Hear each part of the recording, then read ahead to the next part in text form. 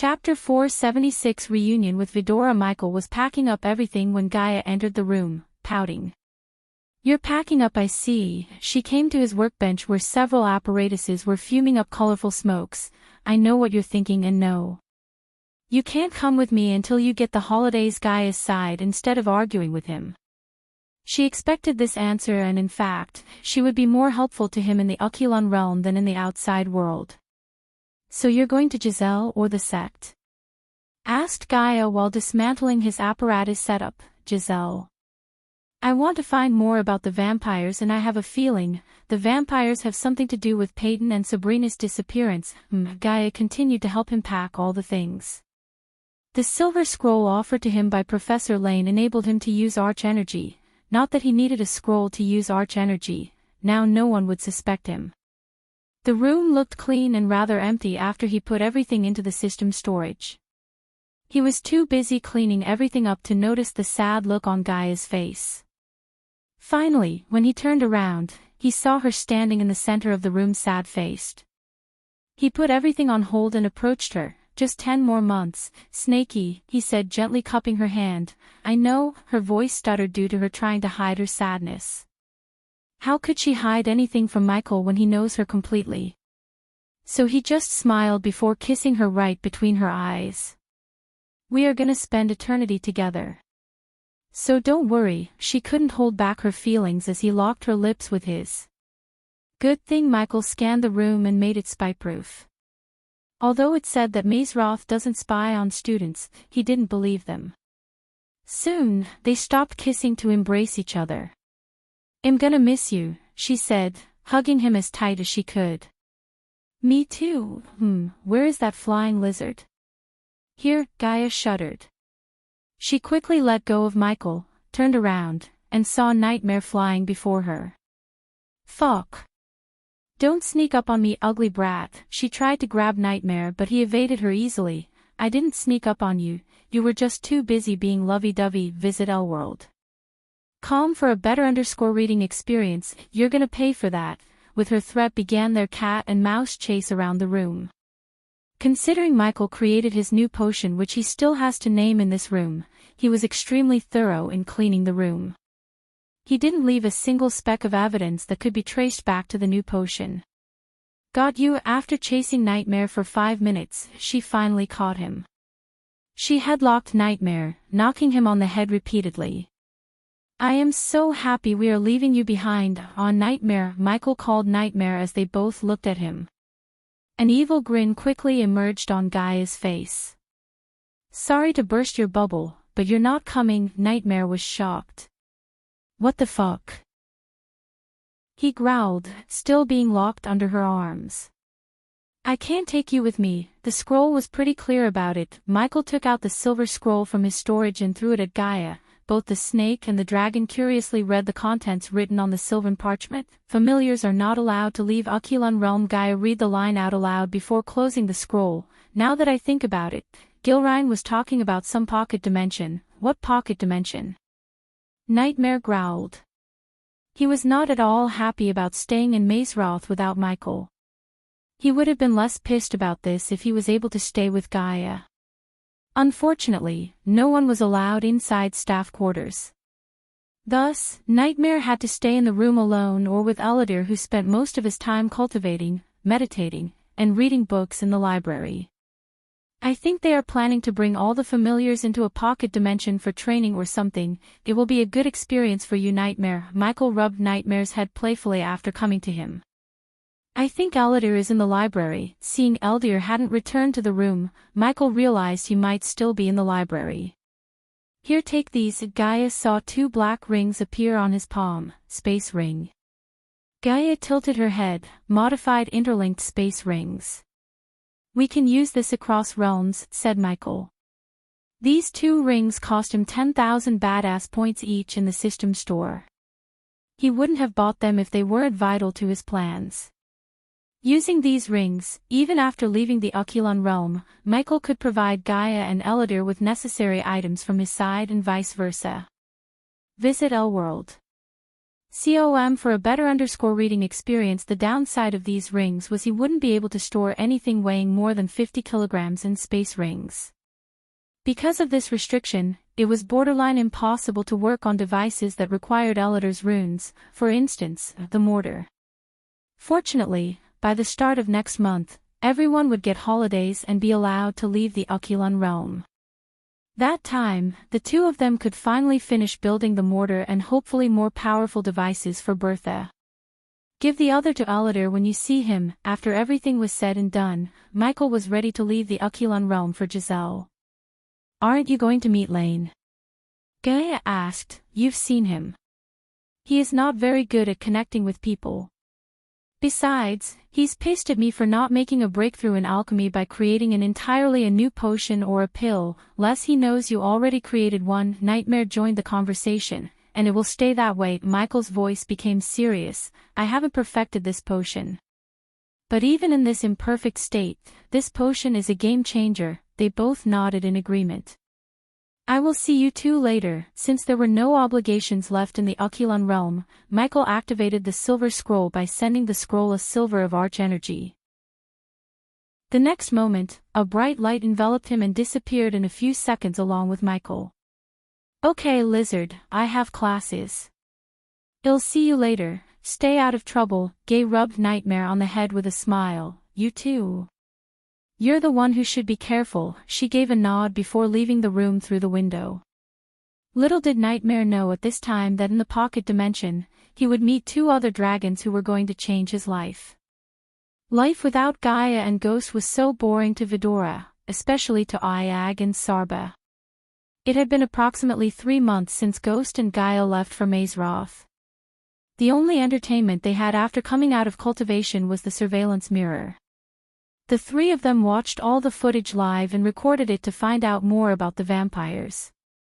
There were barely any drones or spy cams on the southern continent excluding the homes of senators and Stormville Mountain. Otherwise, they would have tracked the vampire who apparently massacred a village on the outskirts of Giselle. If Azazel let Delar take us to the crime scene, I can try to track the vampire, Sarba meekly said, and I can test my new scorching breath on that bloodsucker, Iag said without bothering to hide her arrogance.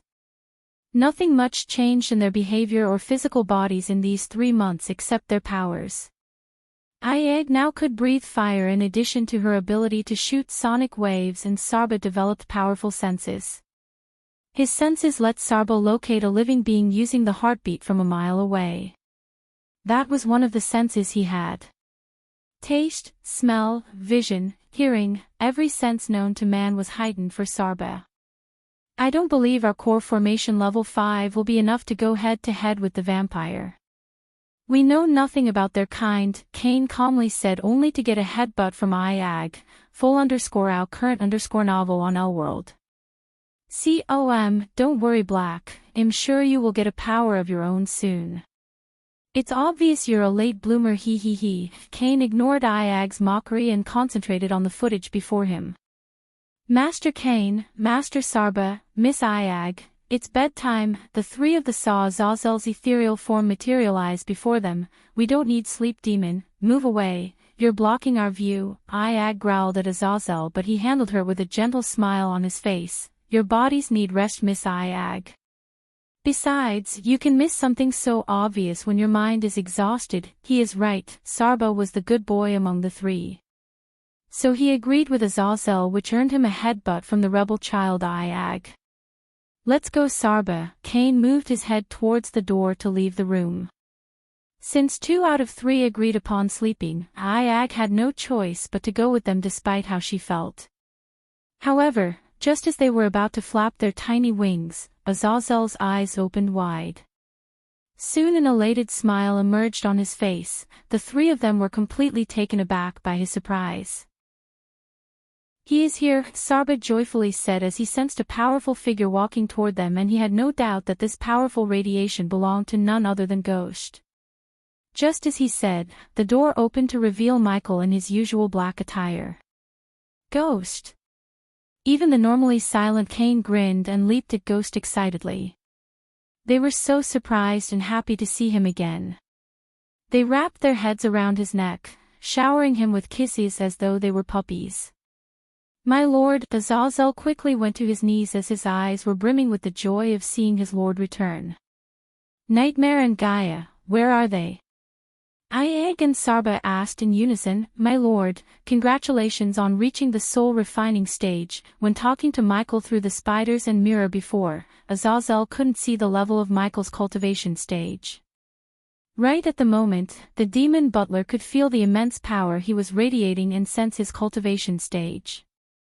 And I have to congratulate you for reaching core strengthening level 8. For some reason, Michael wasn't surprised by the demon reaching core strengthening stage level 8 from level 5 in a few months, virtually doing nothing. The demon butler was bound to Michael, so the stronger Michael was, the stronger the demon butler would be. I'm unworthy of such words, my lord, Azazel bowed as Michael turned his gaze towards the three heads staring at him for an answer about Gaia and Nightmare. They will soon. The moment he placed them on the table, they began to nag him about what happened in Mazeroth. It took him almost an hour to finish narrating everything that happened in Mazeroth and answer their questions. Azazel, tell Maxine and Tiberius to meet me in Kai's home. Yes, my lord. _our new _episode_ on the L world. COM platform. Azazel nodded. Now let's go meet Arya and her brothers. Chapter 477. The Dark Suit 2. Michael stopped by his room to change his clothes before meeting Arya and her brothers. Entering his room, he snapped his fingers as the light orbs fixed on the walls dimly lit the room in crimson red. Vidora jumped to the neatly made bed from his shoulder. The armor stand was located in the corner of his room beside the alchemy table void of any armor. Before equipping the armor through the system, he willed the system to put the armor on the armor stand. The next moment, the Lucifer armor was put on the armor by the system for display. Vidora noticed several changes in the armor, such as the armor being darker than before. The armor linings were painted in crimson red, the material of the armor seemed sturdy and the long blades sticking out of the wrists. These were all visible changes. In addition to them, Michael equipped the armor with the upgraded APD and Mark III grappling hook, while Elidor placed invisible runes that increased the armor's resilience to withstand an immense amount of both physical and magical attacks. Thanks to the runes, now his armor was resistant to fire except primordial flames. The upgraded version of APD enabled him to not only inject himself with potions and pills but also inject others using a retractable needle and spray potions through a sprayer attached to the center of his gloves. You made some changes, Iag commented at the armor. I call this Dark Suit 2. Michael planned to forge a new, more powerful armor in the future, but for now, he had to make do with this armor. He made all the changes he did to his suit to Gaia's suit too. Except for the chest area in her armor designed to fit her bosom, both armors looked identical. For a few moments, he just stared at the armor, feeling the armor. Instead of willing the system to equip the armor in an instant, he manually wore the armor piece by piece. Sling. Sling. After fitting the gauntlets around his wrist, Michael clenched his fist as the hidden blades came out, producing a sharp sling sound. He then raised his hand. A green mist sprayed out of his wrists. What the heck is that?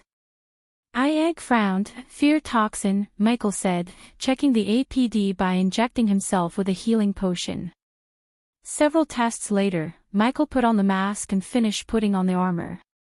The latest _AP_SODIes are on _the L world. COM website. He walked towards the mirror to check himself out.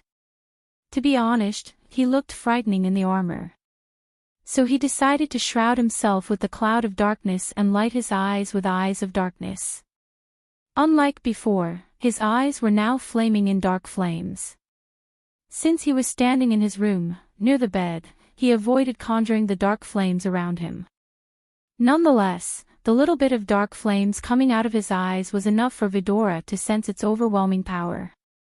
Sarba, who now possessed the god-level senses, noticed the violent surge of energy within him. Just looking at the dark energy within him gave him a headache. He quickly retracted his senses. So that's the dark flames. One of the primordial flames, Sarba asked as Michael nodded. Cool, isn't it? Or should I say hot? Michael chuckled before putting off the dark flames. Soon, the shroud around him and the fire in his eyes vanished. Let's go, Michael put on the hood. It was time for him to meet Arya and her two brothers, Titus and Optimus. Vidora jumped back on his shoulder with a swift leap. He made his way to the throne room where he planned to meet the trio. In the dark forest, two men with jacked-up bodies were treating a giant tree as their personal punching bag while a girl with short hair sat on the branch above them and plucked the dark leaves one by one. Are you becoming slow, Titus? Still faster than you, the two men breathed heavily as they were training in the dark forest for almost 10 hours. They were identical twins and except for their hair color, nothing different about them. Even Arya would have a hard time if it wasn't for Titus having blonde hair and Optimus having brown hair. They had scars that many used to differentiate between the brothers. However, the healing potions and the rebuilding process healed all their scars. As a result, their skin was now smooth and scarless as a baby's bottom. Life in the dark forest was difficult for the brothers. Mainly it was boring and they were prohibited to go on a murderous spree on those who enslaved them and killed their family. They still couldn't believe someone resurrected them and healed their bodies completely. The more they heard about this Lucifer from Arya, the more they were astonished by him. The tales Arya told them were simply mind-blowing. Updated_@Elworld. Deep down in their hearts, they were glad Arya found a godlike figure to protect her. She had grown so much, they could tell that. She was not a meek, scared little girl anymore as she defeated both of them in a fair fight. Titus and Optimus couldn't wait to see Arya's lord and Tiberius who trained alongside them in the Ludus under Doctorus. My lords, my lady, Titus and Optimus stopped their training when they heard Azazel's voice. The first time they saw Azazel, they freaked out. Now they got used to the sudden appearances of Azazel. Lord Lucifer is here and he wants to meet the three of you in the throne hall. Arya immediately jumped down from the branch and landed on the ground nimbly. Titus and Optimus looked at each other. They seemed a bit tense. Still, they followed Arya and Azazel behind to the underground mansion.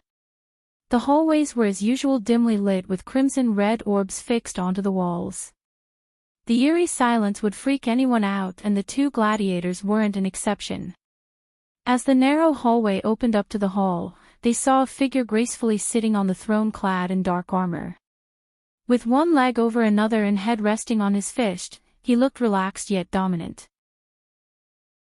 They noticed the three-headed creature atop the throne handle, looking down on them. My lord, Arya immediately dropped to one knee and bowed. She gave a stare to both of her brothers, wordlessly ordering them to do the same. Titus and Optimus, how are you two feeling? Titus and Optimus heard Lucifer talk in a demonic voice that perfectly suited him. Feeling well, thanks to you, my lord. Titus bowed his head. Considering Titus and Optimus were soldiers, they showed no lack of respect to their lords. Good. Michael used the X-ray eyes to see their cultivation level. It was no surprise to Michael that they were still at Arch Sensing Stage Level 1. They barely had any Arch energy circulating in their veins. Fortunately, they looked extremely fit and healthy. Are you two willing to be my subordinates and put an end to the slavery once and for all? Michael asked them directly without beating around the bush. Since Arya had already talked them down to accepting Lucifer as their lord, the two brothers didn't ask any questions. Yes, my lord. For more_novel, visit Elworld. The two brothers said, bowing in unison.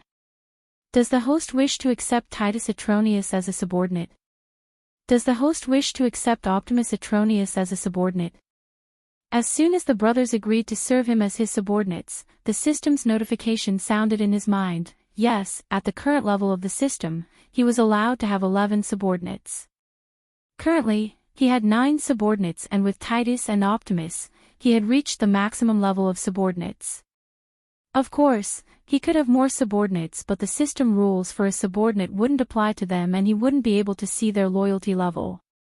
He planned to make Daniel his subordinate, except now he had no slots remaining for him. That wasn't a problem as Daniel and Ricky were absolutely loyal to him.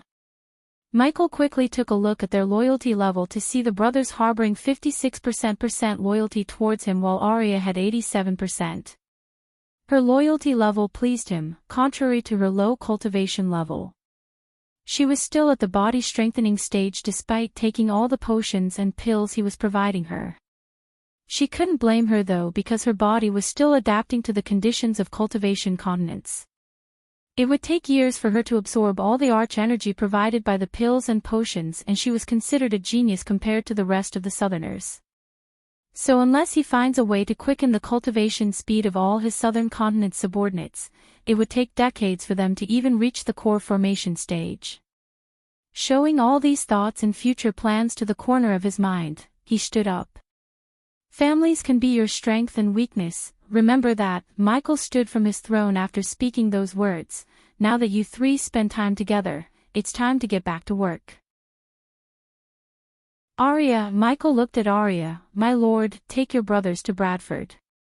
Sadie will use her connection there to get them into the army. Michael started his long-term plan of army building by sending Titus and Optimus to Bradford where they would be trained by Ghost, in other words, by himself. Visit Elworld. Com for a better user experience. As you wish, my lord. Deep down Arya was glad to hear Lucifer's order. Compared to serving Lucifer directly, getting appointed as soldiers under the new King Ghost was much safer. According to the information Arya gathered, Bradford was managed by the Sunrise sect rather than the new king who goes by the name Ghost. Due to the agreements Ghost signed with King Bredia, Bradford was immune to invasions and wars. Thus, she knew her brothers would be much safer in Bradford.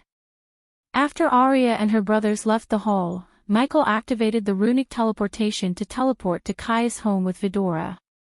Sarba's help would be vital for the task he was about to undertake.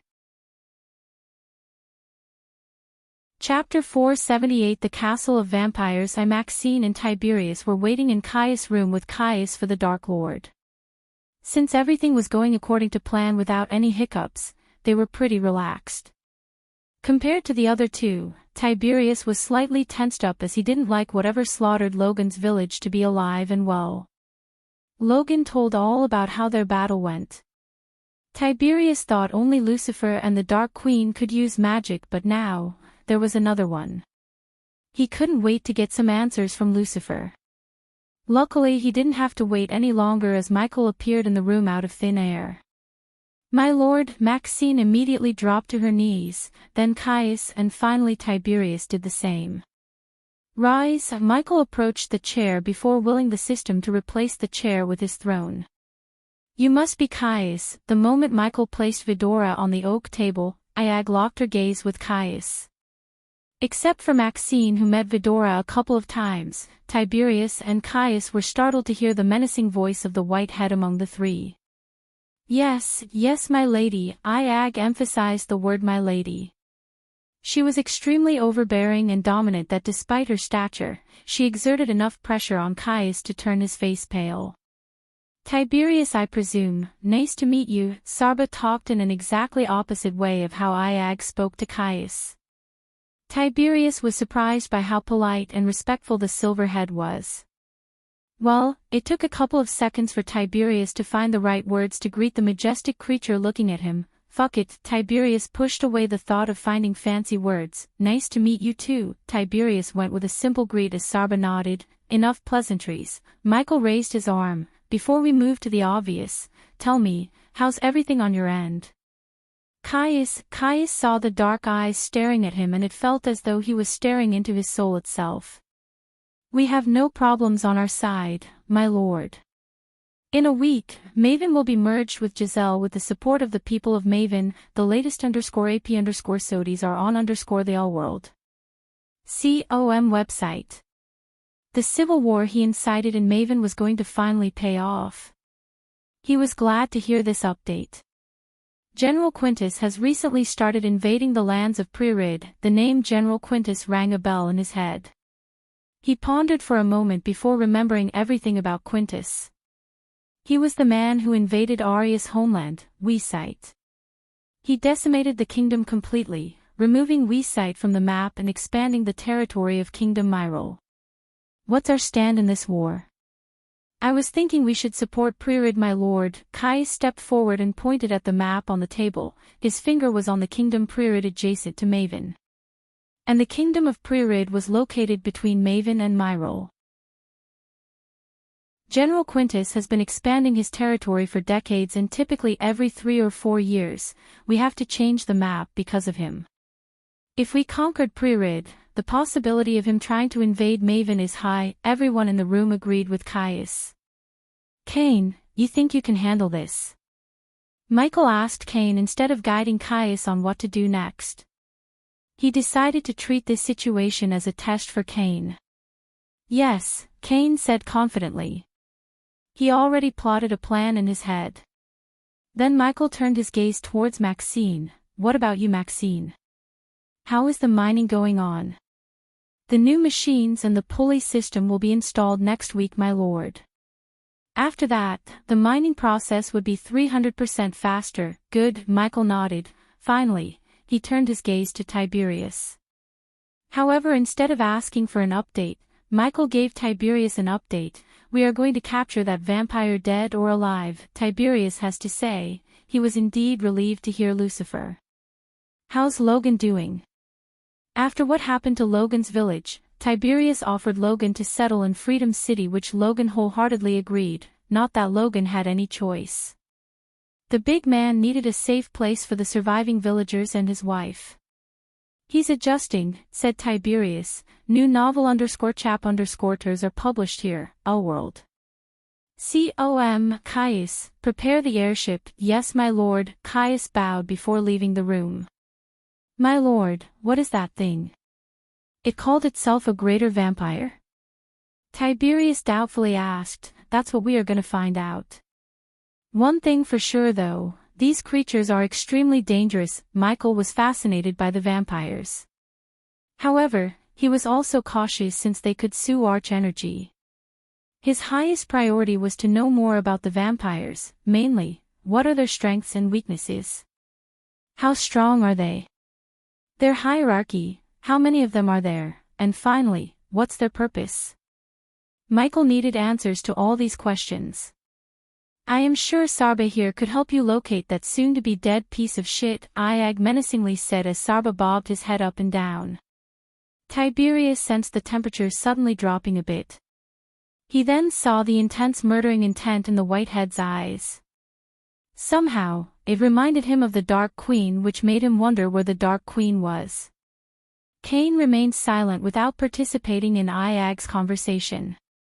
He was ironing out the tiny details in his plan until Michael said something related to the upcoming war between Pririd and Immortal. The slavery will soon come to an end after this war, Michael said, looking at Tiberius. He truly felt grateful to Lucifer in this regard. Just like he promised, Lucifer helped him build a new kingdom for all those who have been enslaved by the rich. Whether Immortal and Pririd would be merged with Giselle and become a single large kingdom or not, Tiberius knew the slavery is coming to an end soon. It's ready, my lord, Maxine said after being told by Caius through the earpiece. Her words brought Tiberius out of his imaginary world where slavery existed no more. Finally, Tiberius was relieved. Although it was only 5 minutes since Caius left, it felt like an eternity. The safety of his people was the most important thing to Tiberius.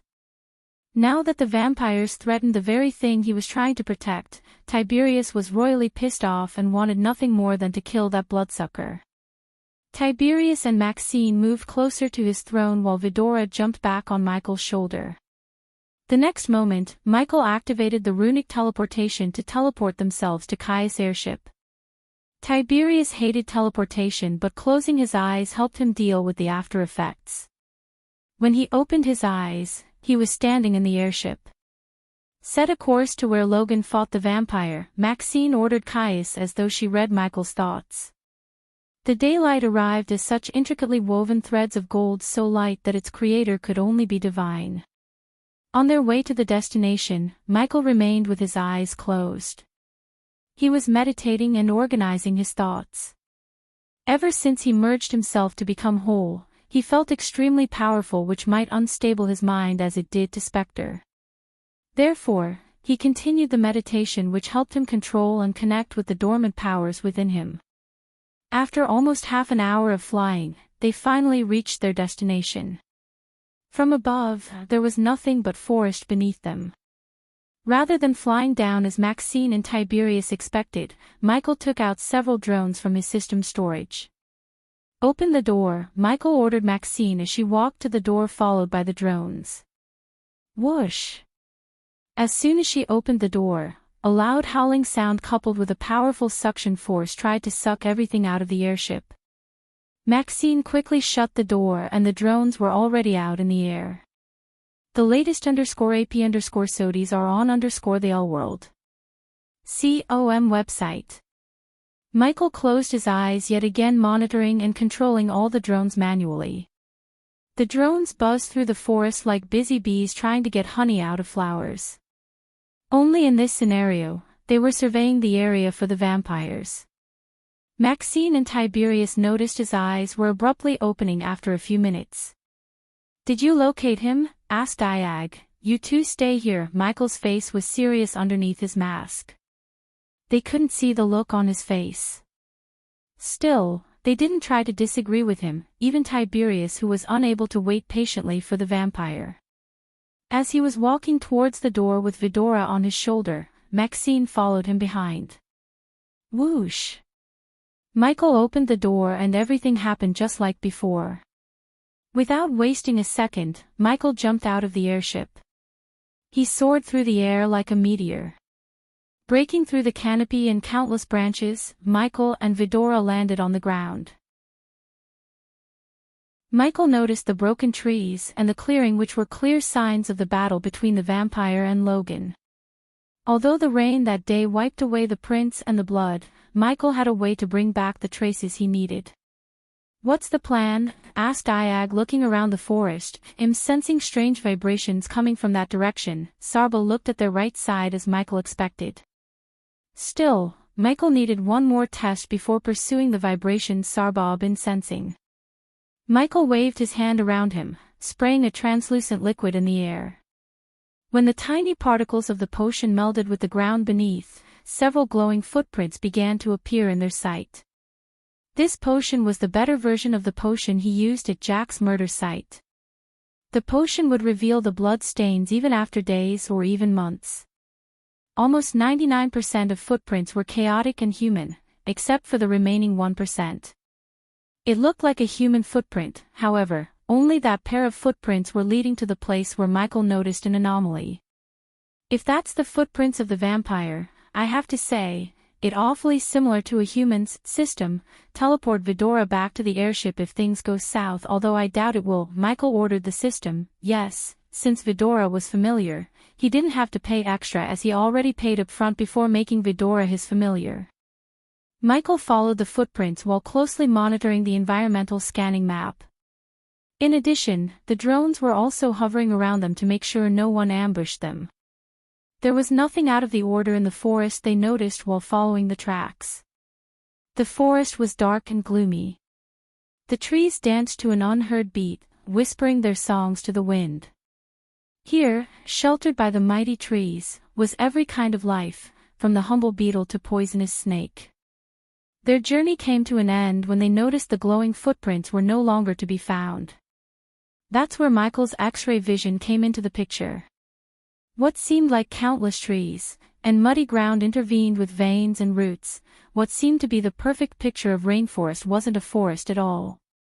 It was an illusion, and Michael could see through this illusion thanks to his X-ray vision.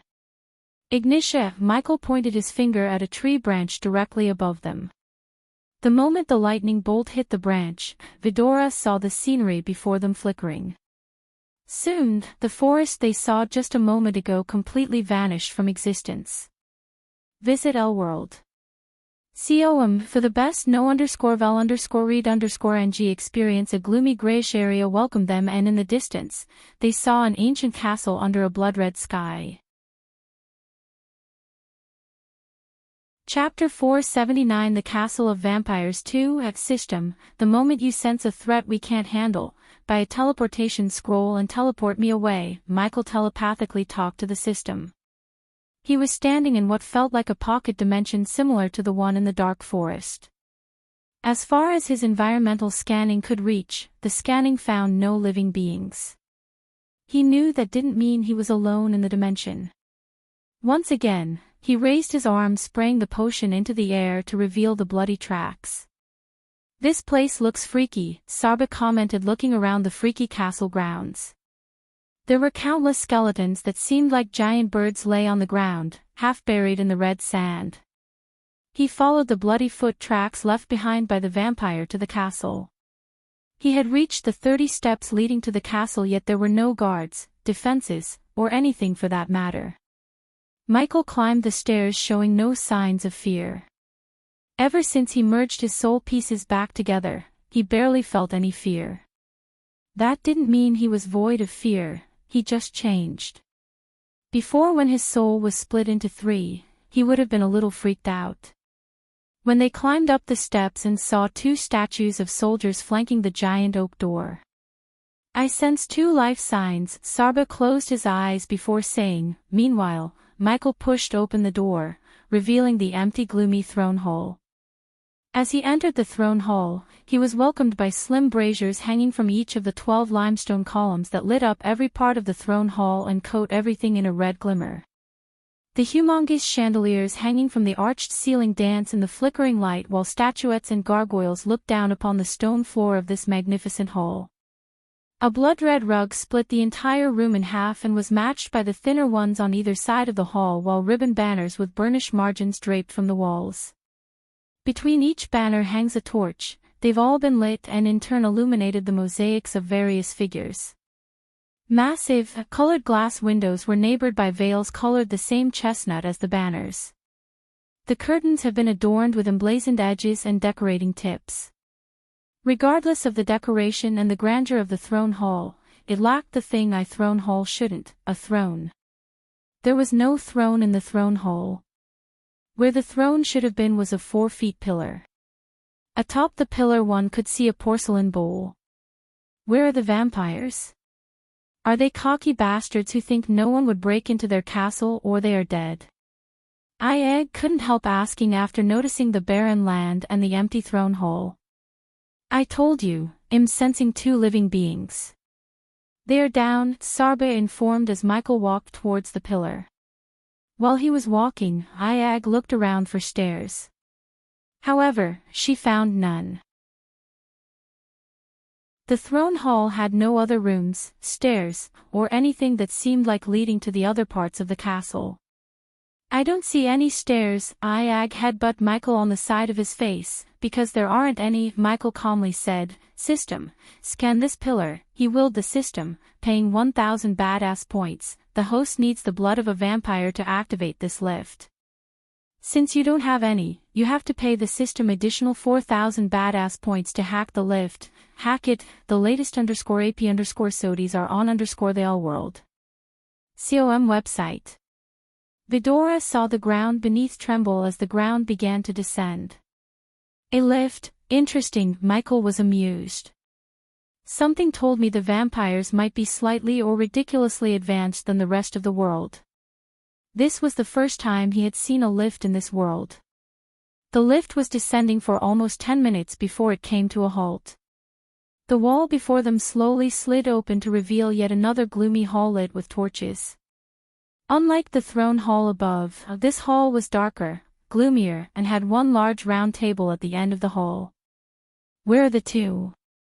Iag asked Sarba. "There." Sarba looked near the round table. "You smell that?" Sarba asked. "The place reeks of blood." Iag took a whiff of the air and said, as they were saying, the place indeed reeked of blood. Too much blood, to be honest. Michael could imagine what kind of horrors might have happened here, or how much blood would have been spilled for the air to turn like this. If a weak-hearted person entered here, they would have been puking their guts out. Even with his mask, which was built to filter the air, he could smell the blood.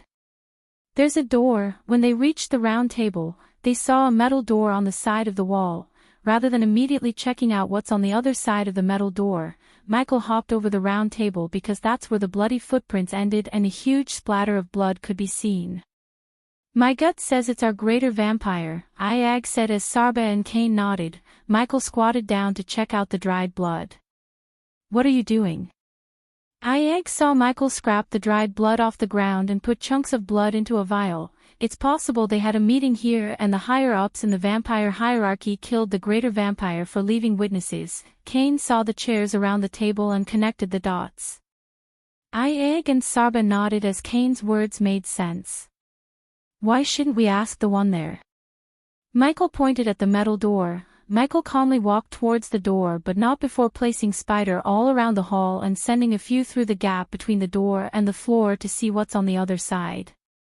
His drones were still flying around the castle grounds to see if anyone was coming, but until now, the drones found no one. The castle grounds were empty. Michael's calm face turned cold as he kicked open the metal door. Visit Elworld. .com for a better user experience. Boom. The metal door flew into the hall on the other side like a bullet, revealing a cloaked figure at the end of the hall.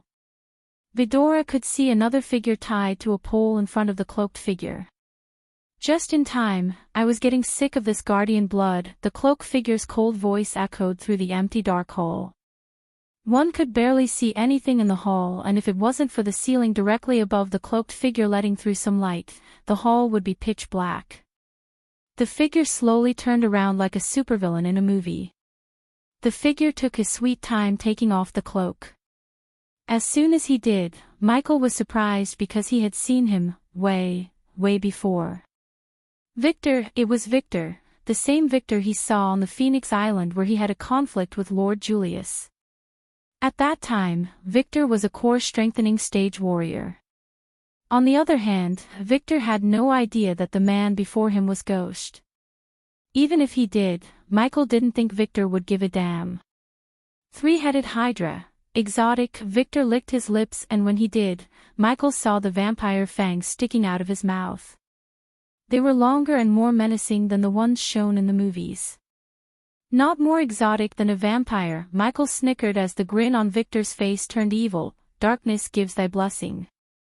Victor roared. The very next moment, Victor turned onto a cloud of red smoke. The smoke vanished as Vidora looked around. Since Victor disappeared, they were able to see the girl tied to the pole. The girl's head was hidden beneath the sack on her head, and that was the only part of her body that had some cover as she stood naked. Her body was covered in her own blood. Vidora looked closer, finding that the girl was not tied to the pole but nailed to the pole through her arms, legs, and stomach. She looked like Jesus except she was bloodier, naked, and had several bite marks. It was obvious the vampires had been munching on her like she was some kind of living blood bag. Seeing this, Michael was pissed off. "Behind us!" Sarba shouted, sensing Victor's presence behind them. Victor wrapped his arms around Michael, and just when he was about to sink his teeth into Michael's neck, the dark flames shot out of his body. "Ah!" Victor immediately leaped away from Michael, screaming in agony. Just a sliver of dark flames was enough to burn Victor's armor to nothingness. "I thought vampires would be stronger." Michael raised his hand as the shadows surrounding Victor moved as though they came to life and grew limbs. They instantly grabbed Victor. "You get powers from the darkness." "But I am." Michael flicked and pulled his arm as Victor flew right into his arm. The darkness sling. The source of this _chapter, Elworld. Calm. Michael lifted Victor by his neck in one hand and the hidden blade came out of its sheath in the other hand. Michael swung the hidden blade, cutting Victor's right hand, clean off from his shoulder. Victor screamed in agony. However, the right arm grew back in a couple of seconds. Regeneration. Michael's curiosity was just piqued. Victor tried to fight back using his newly grown hand. He cut Victor's hand once again, but this time, he used dark flames to burn the shoulder. "Ah! I want." Michael heard a weak voice as Victor was screaming in agony. He turned his head and saw the naked girl moving her feet, to scream more, although the voice of the girl was so weak as though she was on the verge of death, it was filled with pain and murderous intent.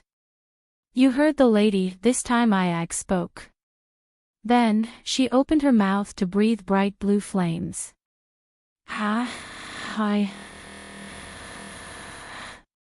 Victor was screaming as the blue flames kept burning his body like marshmallows. His body was healing as fast as Iag burned him. Still, he screamed in excruciating pain. "If you expecting backup, don't." Michael raised his hand as Iag stopped burning him. "I dispelled all the surveillance arrays and runes in the castle." Michael's calm words startled Victor and destroyed his hope. He agreed to be the bait, thinking the elder vampires would come to his rescue when or if things go south. The only way they could know what was happening in the castle was through the surveillance runes and arrays placed all around the castle. Even Vidora had no idea when he did that and was completely taken aback by surprise. "Did you think I will walk into a trap willingly?" Michael's evil laughter reverberated in the castle. Polch. This time, a large needle reached out of Michael's wrist, injecting a powerful knockout potion into Victor's bloodstream. Finally, his screams and body twitching came to an end. He dragged Victor to the girl by his neck. He then grabbed the sack on her, pulling it away to see her face. Try the L world. COM platform _ for the most advanced _ reading experience. Payton. Chapter 480. Can Payton be turned against the Guardians? Michael wasn't as surprised as Vidora was because Michael knew it was Payton way before he took off the sack around her head. He heard Tiriana and the Alpha Guardian talk about the missing Guardians led by Payton, and Victor told him he was sick of Guardian blood. Michael connected the dots and reached a conclusion: it was Payton. Payton's face was messed up as though the vampires were drinking her blood and beating her up for some sick pleasure. Michael hated the Guardians, but no one deserved this. Payton could barely say the word. "I think we should put her out of her misery," Iag sighed. Even Iag, who inherited the personality of Gaia, couldn't help feeling pity for Payton. "No." Michael gently grabbed her bloodied shoulder, injecting her with a little bit of healing potion to keep her alive and with the blood tonic to end her life if she tried to be a hero, although Michael doubted she would. "Are you the Dark Lord?"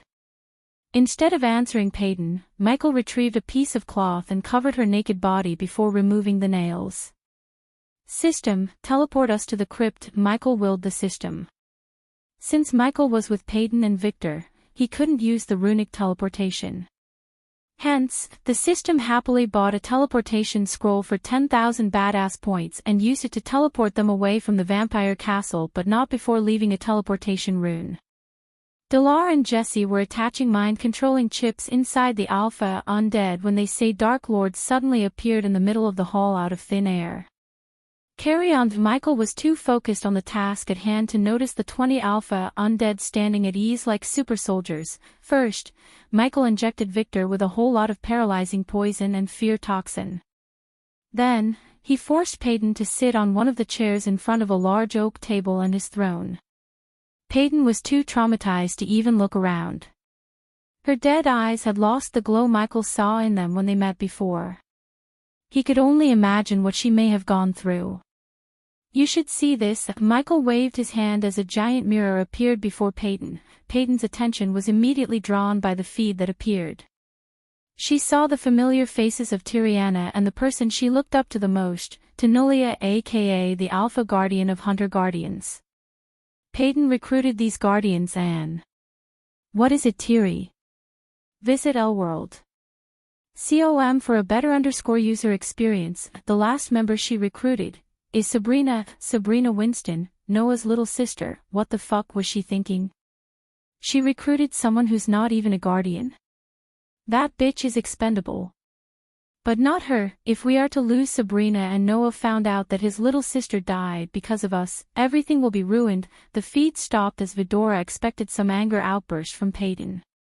However, Payton didn't react as they expected. Only tears were rolling out of her eyes. No one knew what she was thinking in her mind. Michael began to play the mind games with her by putting the feed on a loop. That bitch is expendable. But not her. Peyton was feeling so many emotions at once. We have to find her no matter what. Immediately contact every single guardian in the southern continent. I'm authorizing Code Red. Use all and any resources. I need Sabrina found ASAP. I will contact the other alphas. After Tanulia spoke these words in the feed, Michael tapped the table. Your devotion is misplaced, Peyton. You heard her. For them, you who dedicated your whole life to the guild is simply. Michael paused for a moment. Expendable. Michael willed the system to play the feed again, fanning the flames of anger within Peyton's heart. Peyton couldn't move her eyes away from the mirror. She felt so betrayed because she was betrayed. She lost the count of days being tortured and getting her blood sucked out by vampires in that torture room. All that time, she had hope in Alpha Guardians and the Hunter Guardians that they would come to her rescue. The vampires tortured her every single minute without a break. Every single day, they sexually abused her, they sucked her blood from every bit of her body, cut her flesh for fun, and healed her up so they could start all over again. Nothing was able to break her spirit as she endured everything they did to her. However, Tanulia's words hurt and caused her more pain than the vampires ever could. This is the real face of the so-called Guardians, Peyton. It took several minutes before Peyton opened her mouth. Why did you save me? She looked directly in his eyes, completely avoiding eye contact with Vidora, full_our current_novel on L-World. Because you don't deserve what you went through and I only punish those who deserve to be punished. You're free to go. I bet they will welcome you with a parade, Iag said sarcastically. Even if they don't throw you in the prison or whatever the Guardians have, your career ends here, Kane informed Peyton. After hearing his siblings talk, Sarba also decided to give her a piece of his mind. You should really think about what you're gonna do next, Peyton. They don't deserve your faith and loyalty anymore. If it wasn't for him, who you people branded evil, you would have been still in that hell. Your guild calls themselves Guardians, but they failed to guard their own. If they wanted, they could have used the resources they are spending on locating Sabrina to save you, your team, and eradicating the vampires. Michael let Sarba talk. He could see Peyton trembling in anger and her blood-red eyes as well as the veins bulging out of her skin was evident of her anger. They're probably not even aware of the vampires because they are too busy searching for one person. The moment you return to your guild, they will treat you more like a traitor than a survivor. Do yourself a favor, don't believe the Guardians and the great clans blindly. They are not what you think. While Peyton was staring at Vidora, Michael moved a spider into her hair, then into her skin through the cut on the back of her neck. Take a long look in the mirror and think about where your loyalty should be. I know you joined Guardians wanting to change the world for the better. If you still want to do that, come find me. Michael slid a card marked with the location of somewhere secluded in the Elon continent. The very next moment, Michael waved his hand as Peyton disappeared from the crypt. Vidora did not expect Michael would teleport Peyton away as they thought he was going to turn her against the Guardians or at least get some valuable information about the Guardians from her. What the hell did you do? I thought we were getting close to turning her against her people. Iag frowned. She is too emotional now. We just put the seed of anger and betrayal in her heart. Let's give it some time to grow and become a giant tree. Then, we don't have to go to her, she will come to us. Michael was pretty confident. There was no turning back for Peyton after hearing Tanulia and Tiriana. She was betrayed by the people she trusted, which would do some serious damage to her and shake Peyton's beliefs. I hope she doesn't blabber about us and everything, said Iag. She won't. Michael shook his head slightly. If she tried, Michael would know and he would activate the nanites in her body to kill her instantly. The sun was slowly rising on the horizon from its slumber, painting the green hills of the sunrise sect with its golden rays. The early morning arrived as a promise kept for the disciples to spend yet another day in their wonderful sect. A group of students was flocking toward a gigantic dome made of glass with bright faces. Today they were going to harvest the ripened fruits and herbs from the largest herbal garden in all the sects on the Elon continent. Unlike 2 years ago, the Sunrise sect was filled with disciples. The place looked lively as never before. There were many new buildings, teachers, fountains, and carriages going in and out. Most of these carriages belonged to various nobles who were trying to put their kids into the sect because the Sunrise sect had become one of the best in Elon. Updated_at Elworld. Calm at the moment, a green-haired beauty was running through the crowd of students carrying a stack of books in her hand towards the herbal garden. Good morning, Miss Olivia. Good morning, Miss Olivia. Morning, Miss Olivia. Good morning, good morning, good morning. The students were greeting Olivia while moving away from her path. Today was the last day of the assignments Ghost gave her and she had to harvest 128 herbs to be exact. In her hurry to the garden, she dropped one of her books. She didn't notice that until someone called her from behind. You dropped this. Olivia's mind realized the chit-chatter of the students suddenly disappeared as though someone switched off the noise around her. Her body froze in its path when she recognized the face. As expected, she turned around and saw her mentor, Ghost, smiling at her. Teacher, she almost put the stacks of books in her hand down in shock. Most of the students who were new to the sect and hadn't seen Ghost in person were stunned too. They were just gawking at him with their eyes wide open. Michael walked towards Olivia, who was trembling due to the surprise he gave her. She hadn't expected Ghost to be back for another 3 months. Teacher, you're back. Yep. Let's go see sect leader Claire and everyone. Michael loved the sound of notifications ringing in his head, awarding him with badass points. It had been 3 months since he left the sect, and if his math was right, 50 million gold coins would be sitting there for him to collect. It was time he turned those coins into badass points using the banker function and upgraded the system so he could have more subordinates.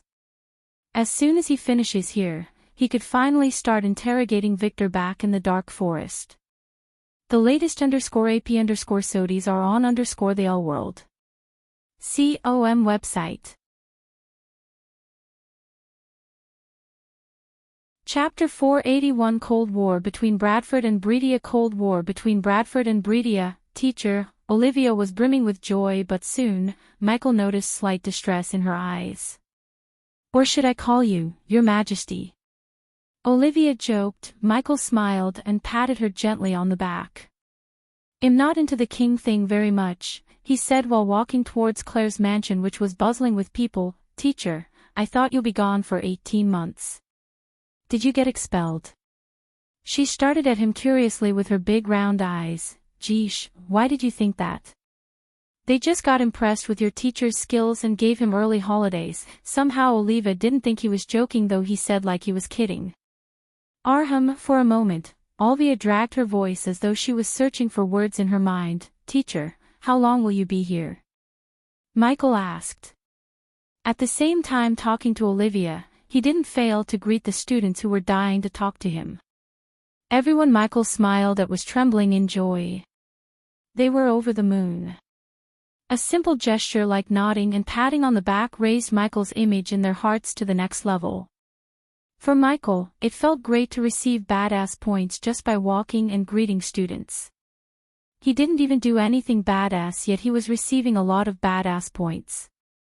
A month or so, she halted her steps suddenly as Michael turned to see her looking at him with puppy eyes. Would you please come to the alchemy tournament as a judge? Michael was surprised by her requests. He creased his brows. Visit Elworld. Com for the best no_vel_read_ng experience alchemy tournament. That was supposed to happen months ago, right? Olivia nodded. Yes, but they postponed it for some reason. It's starting next week and the guild has been sending me so many letters asking me if you can come to the tournament as one of the judges. Michael couldn't help snicker. What changed? I recall they asked me to come to the tournament as a participant, not as a judge. Michael resumed walking. They said there was some kind of mix-up and someone wrote a wrong invitation. Really? Michael dragged the word as though he was laughing inside. Both of them knew it was nothing but a blatant lie. There was no mix-up or mistake. They were too arrogant to invite someone who was just a fraction of their age as their fellow judge. Now that they learned he got admitted into Maze Roth, they just wanted to curry favor. What's in it for me? And if my memory serves right, you were training a group of students. Yes, I am still training them, and the answer to your first question is Aqua Auction Token. That's what you will get, teacher, should you choose to come as a judge. What's that? Michael asked. He had no idea what the heck is an Aqua Token. But by the look on Olivia's face, he realized that it might be a big deal. Since auctions were places where he could find some really powerful artifacts, he was tempted to accept the Alchemy Guild's request. Why am I not surprised? She sighed, thinking about her teacher's lack of knowledge of what's happening in the world. You heard about the Phoenix Manor auction, right, teacher? Michael nodded. How could he forget that place? He met his vampire friend there, and at that time, Lord Julius, who was a core-strengthening stage warrior, threatened his life. Well, the Phoenix Manor auction is a beggar compared to the Aqua auction. It's one of the most prominent and if not the biggest auction in the world. If you want to actually bid for the items in the auction, the token is the only way. People will pay millions to get their hands on the tokens, so where will this auction take place exactly? Visit to L World. com discover_new novels. Kingdom Alara in our continent. Until now Michael was only tempted to go as a judge, but after hearing that the auction will take place in the our continent, he decided to accept the Alchemy Guild's invitation. He always wanted to check out the most powerful and the richest continents of them all, but he didn't get the chance till now. When? Asked Michael. If it was before Maze Roth, he wouldn't have worried about the time. Now he had to, as he only got 45 days of break. 2 weeks from today, and do not worry about the traveling time, teacher. The token has a rune that will teleport you directly to one of the rooms assigned to that token in Alara. You can bring Elia with you and speak of Elia. Olivia looked around to locate Elia. It was rare for Olivia or anyone to see Ghost alone without his other shadow. Stop looking, she is still in seclusion, he, Olivia giggled, squinting her eyes. She forgot the thing that's been bothering her for a moment. Both of them discussed alchemy on their way to Claire's mansion, and when they entered the mansion, they saw Claire sitting on a throne-like sofa and talking to several men and women in their middle ages. She had one leg over another and looked intimidating like a queen. That's your problem. I want the patty seeds delivered on the agreed date. Claire's brows arched up as though they were a pair of swords. Her voice and demeanor were extremely dominating, which made Michael appreciate her. If I heard one more bandit attack or out-of-stock excuse from any of you, I will personally bring down the wrath of the entire Sunrise sect on every single of you. Michael could see the people shivering from where he was standing. In her furious state, Claire failed to notice Ghost standing in the hallway. What about you, Lord Cyril? Claire turned her gaze to the one sitting right to her. What made you hand over the working contracts to Kethin instead of Bradford? As I recall, you always hired the people of Bradford, not Kethin. Your decision has cost hundreds of people losing their jobs. Olivia began to shudder. Everyone in the sect was trying to fix the situation of Bradford before Ghost came back from Maze Roth. They all feared how Ghost would react if he knew what's going on in Bradford.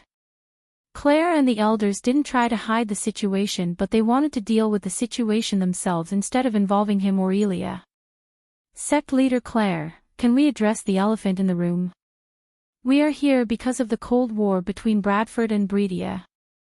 Our hands are tied. Sect leader Claire, we cannot make an enemy out of King Breedia and Ghost. That's King Ghost for you. Claire coldly corrected the brown-haired man.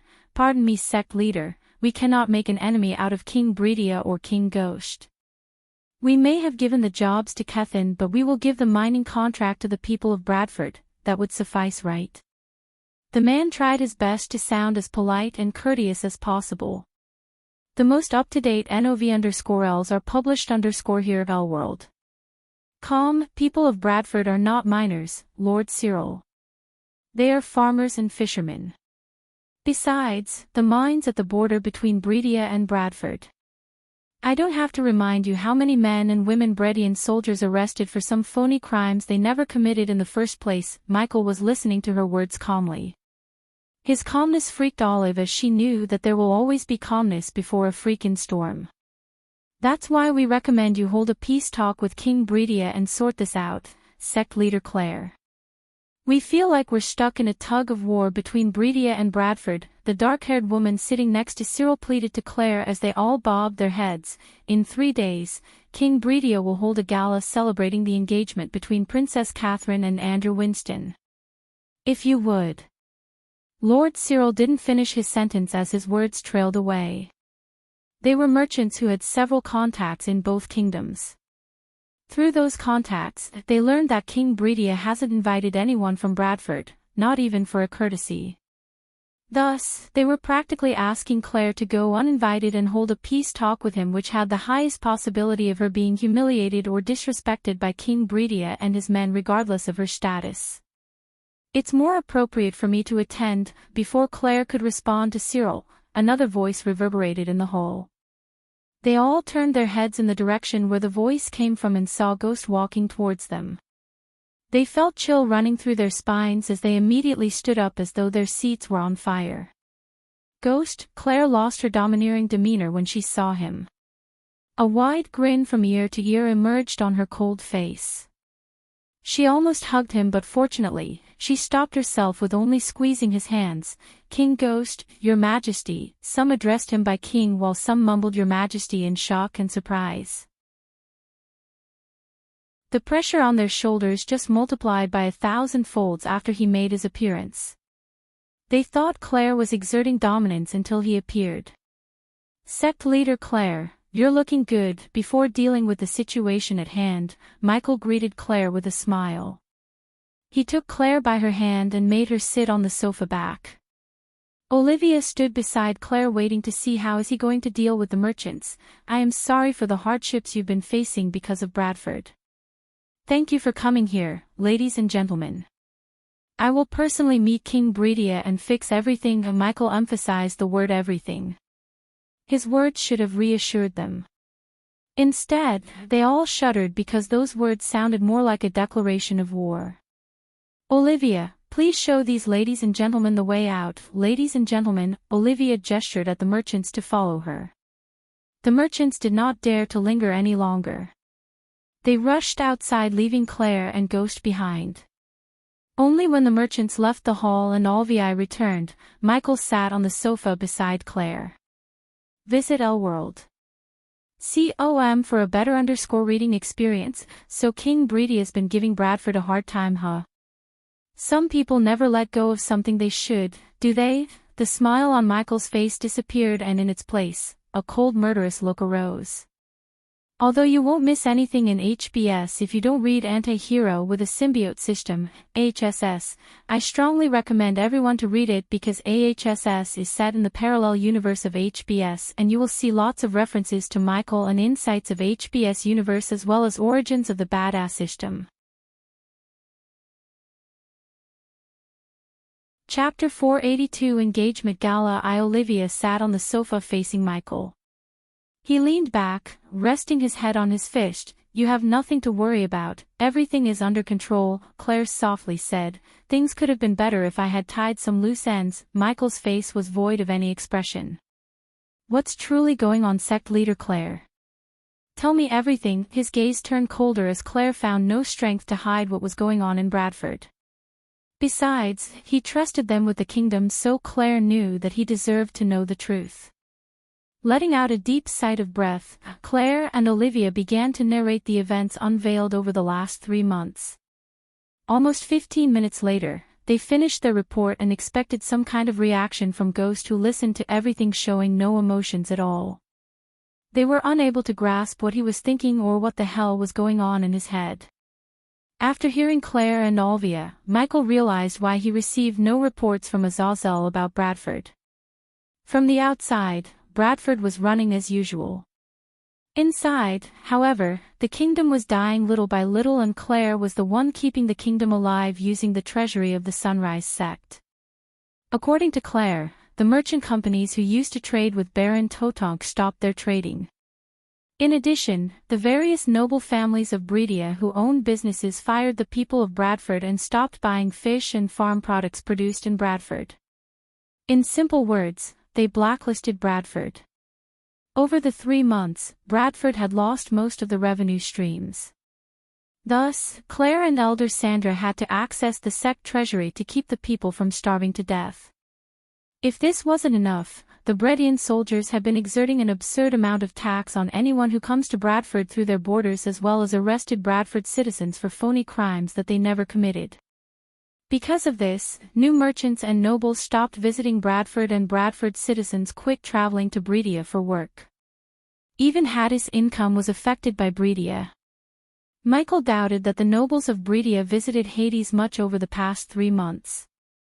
Claire also mentioned that some of the prominent noble families left Bradford and those who worked for them lost their jobs, which enlarged the hole of unemployment. Altogether put a major strain on Bradford. If it wasn't for Claire's deals with lesser nobles and new merchants, the kingdom's economy would have completely collapsed. However, Claire and Sandra weren't magicians who could perform a miracle and fix the economy right away. Without new revenue streams and new jobs for the Bradford citizens, the kingdom would sink eventually. Olivia, Michael turned his gaze to Olivia. Your father has contacts in Bredia, right? Olivia nodded, but she had no idea why was he asking. Do me a favor and ask him if King Bredia has anything to do with the situation on Bradford. Instead of Olivia, Michael heard another voice. He turned his head and saw Ricky and Daniel entering the hall. Michael was impressed by their transformation. Both dressed in black robes and had neatly pruned shoulder-length hair. Their hair looked glossy, just like their skin. The latest _AP_SODIs are on the website.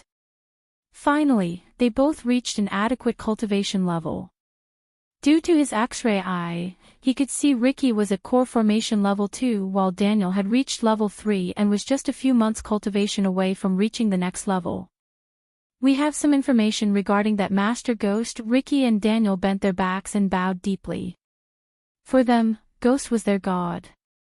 Their adoration towards him was evident by the way they bowed. Sect leader Claire, Lady Olivia, they then bowed towards Olivia and Claire before turning their gaze back at Ghost. We wanted your permission, but you weren't here, Master Ghost, so please forgive us for buying this information from Lord Information. With a flick of his wrist, Daniel took out a silver parchment from his space ring. Claire wasn't surprised as Olivia because she knew they might do something like that. Although Daniel and Ricky took care of things related to the sect too, they were ultimately Ghost's minions. So Claire knew it was not her place to tell them what they could and couldn't do. So you two took initiative, good. I like that. Ricky grinned from ear to ear since it was his idea to buy information from Lord Information regarding Bradford's status using Michael's coins. Daniel was reluctant to take Ghost's coins, but Ricky convinced him Master Ghost liked them to take the initiative. Just like Ricky said, Michael liked what they did. He always wanted his subordinates to act on their own for the betterment of him instead of always looking for his orders and guidance. The parchment contained all of King Bredia's meetings for the last 3 months. After reading the parchments, Michael handed over the parchment to Claire. Sect leader Claire, see if these were the people who revoked their support to Bradford. It was obvious to Michael that King Bredia was the one behind everything. Still, Michael handled the situation calmly rather than resorting to instant violence. Claire laid her eyes on the parchment and in a few moments, she creased her brows. She knew this deep down, yet looking at a solid proof felt weird. Every single one in this list either left the kingdom or stopped dealing with us all of a sudden. Claire said, I don't think we need more proof on King Bredia is the one behind everything. Ghost, don't do anything rash. We can talk this out with him, Claire quickly said, trying to calm him down before the things go south. Even if we know he's the one pulling the strings, we can't prove anything, teacher. This is a delicate situation which has to be dealt with utmost caution, Olivia pitched in, letting Michael know her thoughts. Do you think I am rash and unreasonable? Michael asked the two girls. When he looked at Daniel and Ricky, they immediately shook their heads, wordlessly telling him he was neither. If anyone was unreasonable and rash, it's King Bredia. He was the one who decided to marry his daughter to whoever won the tournament. I won that and I wasn't going to marry that princess even though I could have said yes. No one would have batted an eye. Ricky and Daniel bobbed their heads up and down agreeing with Michael. The latest _AP_SODs are on the website. I was perfectly reasonable and if not, magnanimous when I rejected the princess. Now Princess Catherine gets to marry her love and King Bredia gets to see his daughter happy. All because of what I did, Olivia agreed with Ghost. She had met hundreds of men in her life and she couldn't find a single one who would have rejected a princess. Despite what the others were thinking, she knew her teacher was a good guy. Otherwise, he would have married her and destroyed her love without batting an eye as most would have. If she was in King Bredia's shoes, she wouldn't have messed with Bradford. All I asked in return is being left alone. Tell me, sect leader Claire, why can't he leave me be? Claire had no answer for him as he turned his head to Daniel and Ricky. When is this engagement gala? In 3 days, right? Yes, Master Ghost, as Ricky said. Michael stood up and so did Olivia and Claire. Ghost, what are you going to do? Asked Claire with a worried face. The last thing they needed was an open war between Bradford and Bredia. Although Bradford had 1/3 of Bredia's army, they were nowhere near to defeating Bredia in an all-out war. Don't you think I should attend the gala as a well-wisher of Bredia and the princess? Claire's heart skipped a beat when she heard him. They all felt a chill running through their spines because his words sounded colder, drenched in killing intent. Ricky, go to Grand Spire Bank in Flame Fair and ask Miss Valric to meet me at Hades. Bradford owed Sunrise Sect millions of gold and there were some things Michael wouldn't do even for millions of badass points and one of those things was being in debt. Thus, he decided to pay the amount Claire gave to Bradford from the sect's treasury. Ghost, Claire tried to stop Ghost from doing whatever he was planning to do but before she could say anything, he raised his hand. This is something I have to deal with myself. Claire, Michael cast the lightning dash spell and disappeared from the room, leaving a trail of golden light. How strong is he now? Olivia wondered. The pressure Claire felt when he cast the spell was several times stronger than what she felt around her grandfather. Somehow Claire couldn't even think that he had reached the soul-refining stage. Michael didn't stop until he reached Hades. Most of the river town people were going on with their lives when he descended to the doorsteps of Hades. Before many on the streets could notice, Michael entered Hades and saw the restaurant was loaded with people. Except for a few tables reserved for him, elders of the Sunrise sect, and his subordinates, the rest of the tables were occupied by the nobles and rich from various kingdoms and families. Visit. For the best no_vel_read_ng experience. Michael raised many eyebrows as he entered the Hades, especially the girls who stared at him as though they were going to eat him alive. He made his way to the table reserved for him. It was a curved sofa located at the far end of the hall. It was only a couple of seconds after he sat when he saw Gloria rushing to his table from the back. Master Ghost, Gloria immediately bowed, greeting him with a wide smile. Michael disliked being addressed as His Majesty, somehow it felt weird for him. Therefore, he ordered everyone to keep addressing him as Master Ghost instead of Your Majesty. Hey Gloria, how are you? Michael asked with his usual gentle alluring smile. I am doing wonderful thanks to you, Master Ghost. Sorry, we didn't expect you. I could have done something special, no need, I just wanted to surprise my favorite manager, Master Ghost. Gloria let out a shy grin as her face reddened slightly. Where is Raylene? In the kitchen. Gloria bobbed her head as Michael expected. I should go tell her you're here. Hearing her, Michael shook his head. No, it seems you guys are so busy. Let her work, I can meet her after we close. This time, Gloria, who was the one, shook her head. No, Master Ghost. If I don't let her know you're here, she will fire me. Please let me inform Lady Raylene. Master Ghost, Michael chuckled, looking at her pleading with puppy eyes. Okay, and I would like a glass of grape juice and special, please. Coming right up, Master Ghost. The nobles who saw the conversation between Gloria and Ghost were pleasantly surprised. Many heard that he was a man of simplicity despite his talents. It was truly stunning to witness his simplicity in person. The latest _AP_SODs are on the Website. Now they knew why the people of Rivertown worship him regardless of the recent hardships they were facing. Chapter 483 The War Between the Pentown and Flame Fair. As soon as Gloria went into the kitchen, Raylene rushed out. Her sweaty face had a wide, bright smile.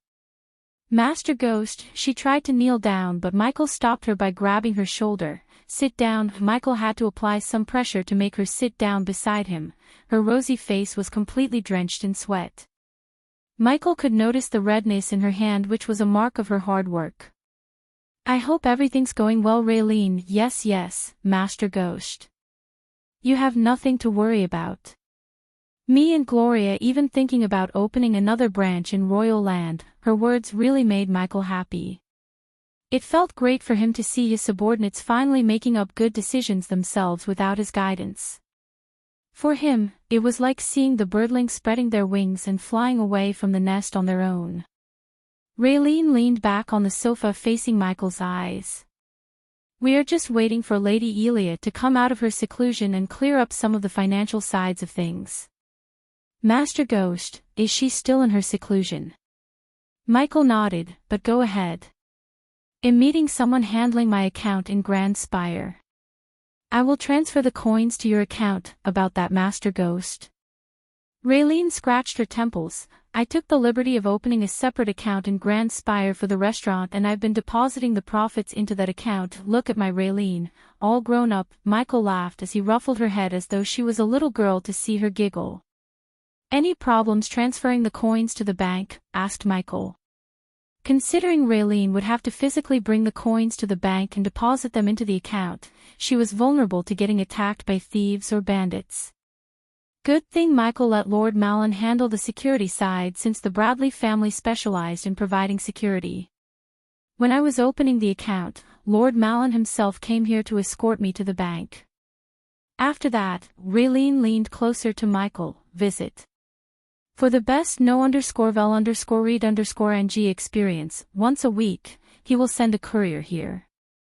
Only I know how to identify the courier, she whispered to him. So you put the coins in a space ring and send the courier to the bank? Yes, Raylene nodded. The courier will make the deposit on my behalf and another courier will bring me the receipt. Michael nodded, although he could tell this process was still not 100% foolproof. For instance, the courier could steal the space ring and find someone to break the seal for him. It was difficult to break open a space ring, but it was not impossible. If an amateur runemaster like Wilkes could do it, any run-of-the-mill runemaster might possess the skill to do it better. Since he wouldn't be here always to transfer the coins to the system storage, he had to accept the risks. In case something happened to the space ring after Raylene handed it over to the courier, it was Lord Malin's responsibility to get the space ring safely to the bank. Hence, Michael didn't need to worry about it much. Besides, having a separate account that Raylene could access anytime enabled her to function independently without having to wait for him or Gaia. Everything is coming into a shape nicely, Michael said to himself, seeing his business empire starting to roll on its own. Every component in the chain had been working without depending on him much, and he wanted to be like that. You said you chose Royal Land, but why not Kethin? Isn't it a better choice since it's closer to Bradford than Royal Land? Michael asked curiously. For him, Kethin seemed like a better choice. As he said, it was closer to Bradford, so traveling wouldn't take as much toll on Raylene as it would if she was to travel between Bradford and Royal Land. The ongoing war will affect the business, Master Ghost. What war? Michael creased his brows. Only then Raylene realized that Ghost was in Mazeroth when the war began. She had a look of realization as she answered, a week after you left, Flame Fair waged war on Penn Town, and since the latter is an ally to Ice Fair, they extended their support to Penn Town. So the three dukedoms are at their throat for the last 3 months. Michael knew Flame Fair Duke had been conducting human experiments in secrecy. Now that he heard he waged a sudden war on not only one but 2 dukedoms, Michael Duke Avon of Flame Fair is planning something big. Michael felt like there was a lot on his plate all of a sudden. And what about the Rosegate Dukedom? Who are they supporting in this war? The last time I heard, they remained neutral, said Raylene. She then smacked herself on the forehead. The latest _AP_SODIs are on the website. Look at me, keeping your table empty. Just wait a minute, Master Ghost, I'll go bring your food. We will talk later. Now focus on your work, I won't keep you here, you're busy. Raylene couldn't disagree with him after seeing the crowd. Hence, she bowed and ran into the kitchen. Shit, I forgot to ask her about Cindy. After a couple of minutes, Gloria brought a large glass of sparkling purple juice and grilled lobster tails with lemon and herb butter. Just the fragrance alone made Michael's mouth salivate. He didn't realize how much he missed Raylene's cooking until he experienced the sensation again. This was an impressively plated dish that showed Raylene's mastery of cooking. She could not only make delicious meals but could also plate the dish in a way that feasted the eyes. Michael immediately started to dig in. The tasty meals put a smile on his face as he continued to eat. Gloria didn't stick around to watch him eat as it would be weird. So Michael ate alone while missing Gaia. He was halfway done when Ricky entered Hades with the elven girl Michael met in Grand Spire Bank, Vanya Valric. Master Ghost. Ricky bowed. Miss Valric, please take a seat. The elf nodded before comfortably sitting on the sofa facing Michael. You can go, Ricky. As much as Ricky wanted to fill his belly, he had so many things to take care of. So he bowed and left Hades. Thank you for meeting me, Miss Valric. Of course, Master Ghost, you are one of our VIP customers after all. You deserve the best. What can I do for you, Master Ghost? Before answering Valric, Michael looked at one of the waitresses as she came running to his table. First you have to order something for yourself, Miss Valric. On the house, I insist. Vanya was different from the elves he met in Mazeroth.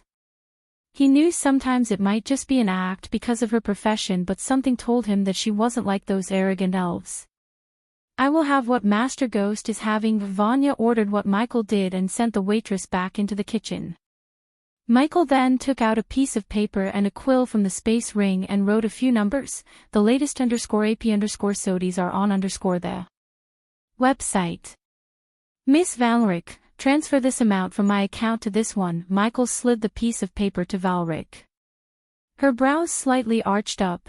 This much? The transaction he was about to make wasn't 100 or 1,000, it was a whopping 29 million gold coins. His heart bled as it was more than half of his 3-month earnings. He blamed King Breedia for it and wanted to make that king pay for what he did. Can you do that now? Yes, I just need a few things from you, but I can do it right now. With a flick of her wrist, Vanya took out a purple cube that contained an orb of bright light within. The cube was the size of a Rubik's cube. Michael noticed her drawing a few symbols on the cube. Just place your hand on the cube, Master Ghost. Michael did as he was told. A few seconds later, he felt a little sting on his finger as he noticed a drop of his blood running into the cube. Done, Valric said. The simplicity and ease of depositing or transferring an amount from one account to another surprised him. If he had wanted to withdraw the coins, he would have had to go through so many loops and arrays just like the banks on Earth. You have this amount remaining in your account. Valric wrote a number on the same piece of paper Michael gave her and slid it towards him. 25 million. It's enough for me to upgrade the system, Michael said to himself. Of course, he had to withdraw the coins to convert them into badass points using the banker function. At the current level of banker function, he could convert 20 million coins into 800,000 badass points. The next upgrade would cost him 600,000. He could use the remaining amount to upgrade one of his skills. At least that was what he planned to do before he knew about the auction in R. Transfer this amount to Hades' account. As expected, Valric knew about the account Raylene opened. Hence, she didn't need the number. She repeated the process and transferred 2 million into Hades' account, which could be used to open up another branch of Hades in Royal Land. Miss Valric, do you happen to know anything about the Aqua auction? Yes, is Master Ghost planning to attend? It depends on whether the amount in my account is sufficient or not. Michael stared at Valric as she realized that he was expecting her to tell him if it's enough or not. He was a VIP customer and she had to prioritize keeping him as happy as possible. Because of that, she sugar-coated her next words. If you manage to get yourself a token, you can bid for the items in the first round. Visit. For the best no_vel_read_ng experience. Michael expected this. Her words clearly indicated that he was poor to bid for the items that would appear in the later stages of the auction. The items that would appear in the beginning stages of the auction were just ordinary items. He very well knew that. What if I start an auction house myself? A thought appeared in his mind. For now, he shelved the idea in the corner of his mind.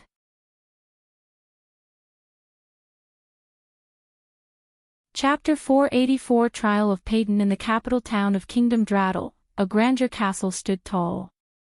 14 thick, square towers reaching for the sky were scattered in a seemingly random pattern, but were built for an ideal defense and were connected by high, narrow walls made of emerald green stone. Grand windows were scattered generously around the walls in seemingly perfect symmetry, along with asymmetric crenellations for archers and artillery. A great gate with giant metal doors, a drawbridge, and a moat guarded the only easy way across the river. Well-kept gardens with fragrant flowers, gorgeous trees, and many bushes decorated the outside of the castle. This castle had clearly stood the test of time. The rocks of the walls were aged and vines and plants grew inside the cracks, but this castle would last for ages to come. Currently, several carriages were going in and out of the castle and Peyton was in one of those carriages. The Guardian Guild had several headquarters sprinkled throughout the world and this castle was the headquarters of the Elon continent. This was where they dealt with everything related to the Elon continent. Peyton remained silent throughout her journey from the southern continent to Remanor to the castle. The memories of Alpha's guardian abandoning her for Sabrina kept flashing across her mind. She could not stop it. Her blood was boiling in rage. Not in a million years did she think she would be betrayed by the Guardian Guild, especially by the Alpha Guardian whom Peyton worshipped as a god. To this moment she had a hard time believing she was saved by the Dark Lord. After seeing the images he showed her, she didn't think the Guardians would have ever looked for her. Deep down she knew if it wasn't for the Dark Lord, she would still be getting tortured by the vampires. Unlike what one would expect, no one stopped the carriages to search them. There were countless runes and arrays placed all around the castle that protected the castle from intruders and enemies. When a guardian was initiated into the guild, they would receive a mark. If anyone tried to enter the castle without bearing this mark, they would be immediately incapacitated and arrested by the elite soldiers patrolling the castle grounds. Since Peyton had the mark, she entered the castle grounds without any hiccups. In addition, there was an array designed by a 6-star runemaster that suppressed all the Guardians' cultivation levels to the body strengthening stage except for a selected few including Peyton. However, at the moment, she felt her cultivation was being suppressed to body strengthening stage. Peyton creased her brows. For a second she thought it was some kind of mistake, but then, she remembered the words of the three-headed creatures she saw with the Dark Lord. The moment you return to your guild, they will treat you more like a traitor than a survivor. The carriage gradually came to a halt. Peyton remained in the carriage for a few moments, trying to calm her mind. Then, she stepped out of the carriage onto the courtyard. The courtyard was decorated with a large fountain in the center and neatly pruned gardens. The paved ground was clean and spotless without a speck of dust. As soon as she stepped out of the carriage, the guardians relaxing in the courtyard turned their gazes at her. The smiles on their faces got replaced by a cold look. Ignoring all their looks, Peyton made her way into the castle. A giant chandelier hanging from the ceiling lit the hall with its bright silver light. The marble ground and pure white walls gave the interior a majestic charm. At the moment, numerous guardians were going with their work, and several noticed Peyton. Just like those guardians outside, all of them had a cold look on their faces. Visit. For a better user experience, Peyton. From the crowd, Peyton heard someone calling her. She turned in the direction of the voice to see Zenali, her best friend, running towards her. Peyton, as Zenali pulled Peyton close, hugging her tight. "Thank the gods you're all right," she squeezed Peyton, refusing to let her go. "At least someone is glad to see me," Peyton expressed her thoughts. Zenali finally released Peyton from the hug. "Let's go to my quarters and talk." "Your quarters?" Peyton frowned. Before Zenali could answer Peyton, she asked another question. "What happened to my quarters?" Zenali avoided eye contact while wringing her hands. "We'll talk about that. Come on." Zenali grabbed Peyton by her hand before dragging her towards a polished door made of white wood. Peyton's quarters was just a couple of doors away from Zenali's. When she saw her quarters, the door had no nameplate as it used to have. Zenali opened the door to reveal a spacious room with fancy sofas and tables. The floor was wood, not marble like outside. The walls were painted and decorated with a crimson-red wallpaper border. The room was lit by the chandelier and the several orbs attached to the walls. The room was done in a floral theme in light muted colors and overall had an elegant look. Among the first things Peyton noticed walking in was a portrait of a graceful red-haired woman sitting on a throne.